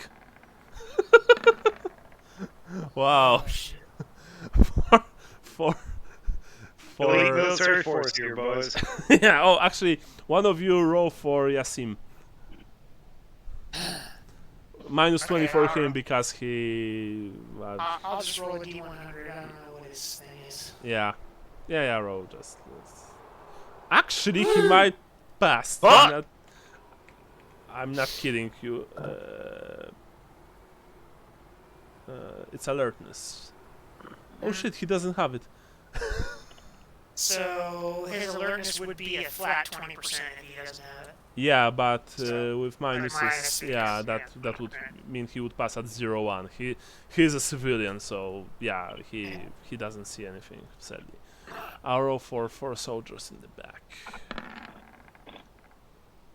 Ooh. Ooh. Nice. Not nice. All right. Hopefully the guy with the one was the M2 gunner and the other. No, the M2 gunner actually rolled for him as the first one, and he failed. This is one of the grunts riding in the back. So now we are entering into turn order, but I think this will have to wait because we've been playing for quite some time now. It's late, and I don't want to start this, just when we need to finish. So, Sean, please note that only 2 soldiers, actually they've both rolled critical successes, because 1 and 22 are critical successes. That 2 of them from the second MRAP spotted something, and next game will start from turn with turns essentially. Okay. Now you remembered, of course, to put checks where you failed your rolls, right? Of course not. Because remember, that's how you progress your character in these games. Characters in this game. So Totally try and remember, please. I know I failed bureaucracy. Okay, so And mark I this. failed heavy weapons. So also mark this by all means. I think otherwise, well, I guess I did fail firearms one time. Yeah, I think you can also. Yeah, I already checked off firearms for that too. Yeah. Yeah, no, I totally forgot how to play this game. Yeah. So now I'll try to remember to deal on it next time. Yeah. And So. then luck we can't. No, luck doesn't work with it. So yeah. Okay, So Rat. What about you? Unused firearms. Failed. Firearms and bureaucracy, I think, as well. Failed. What? Bureaucracy as well, I think. You failed bureaucracy as well, right? Yeah. Yeah. Yeah, I think I failed last time. I did it as well. Yeah. Just didn't mark it. So remember, I actually need to see if when you. I think you only do it in between, like essentially. Yeah, in between missions. Yeah, I think so. I mean, between missions you can train your skills, but I don't remember if the failed tests, if you don't actually get to upgrade them at the beginning of the next session. I don't think you do. I think that's. I don't think you do. Yeah, I think that's what you're I think saying. if we were playing pulp rules, Yeah, maybe. Yeah. But I think regular rules, it's only essentially in between scenarios. Yeah, that same you here. roll for your ticks. So, Bran, firearms and bureaucracy for you. Search last time. I What? didn't mark it. I failed at search last time. Okay, Yeah. so also marked this, please. Mark Yeah. Oh, and alertness. I think you guys failed Oh, your alertness yeah, checks, all of you're you. So right, please, please note, mark that. It's cool. I've got a baller alertness already, so. And what else? What else? I think that's it. You failed the sun check, Sean. Yeah, but I can't check the sound check. I just took off one stamp, so Yeah. I'm down to 44 from my stellar 45. Yes, that's right. Michael, what about you? What did you fail? Just firearms. Only firearms, because you've Yep. managed to pass the bureaucracy roll because you got your grenades. Yup. Yeah, and that's it. Oh, Sean, you've also failed your heavy weapons, but I think you've already. Yeah, I checked that. Okay. Yes. Okay, so I think that's that. If you remember anything else, if you heard anything else, then of course please note this on your character sheets. But that's it for today, I think. And let's see. Next game would be on what, 11th, I think. Yeah. Oh my God! Sorry. Okay. Let's play a game in Afghanistan. On Yeah. September 11th. Oops. No, that's fine. I mean. No, I mean like. I don't give a fuck. I'll do Well, I mean, That's fine. I mean, it's. That's Yes. that's not our anniversary. Okay, Okay. so Oh, man. so fortunately we are saved. 18? Yeah, we're all gonna get swatted if we do that. 18th will work. You're gonna hear helicopters overhead. Yeah. I can't do next weekend because that's like the weekend before my birthday. No, I also can do next weekend, Yeah. sadly. So no. But remember, I can also play on Saturdays if you guys, cool. Then you can, for example, play on the 10th. I'm not sure I can. I'm trying to look right now. I have a printout of track or cross country schedule, but okay, here it is. Yes, I cannot. Okay, so let's play on 18th. If everyone's cool with that. Okay, yeah. Yeah, I'm good with that. Okay. So, next time we are playing on 18th of September, and I'll see you guys there. Thanks for the game. It was it was almost a blast. Yeah. All right, y'all. Yeah. Have a good day. Talk to you All right, later. good day. Bye bye.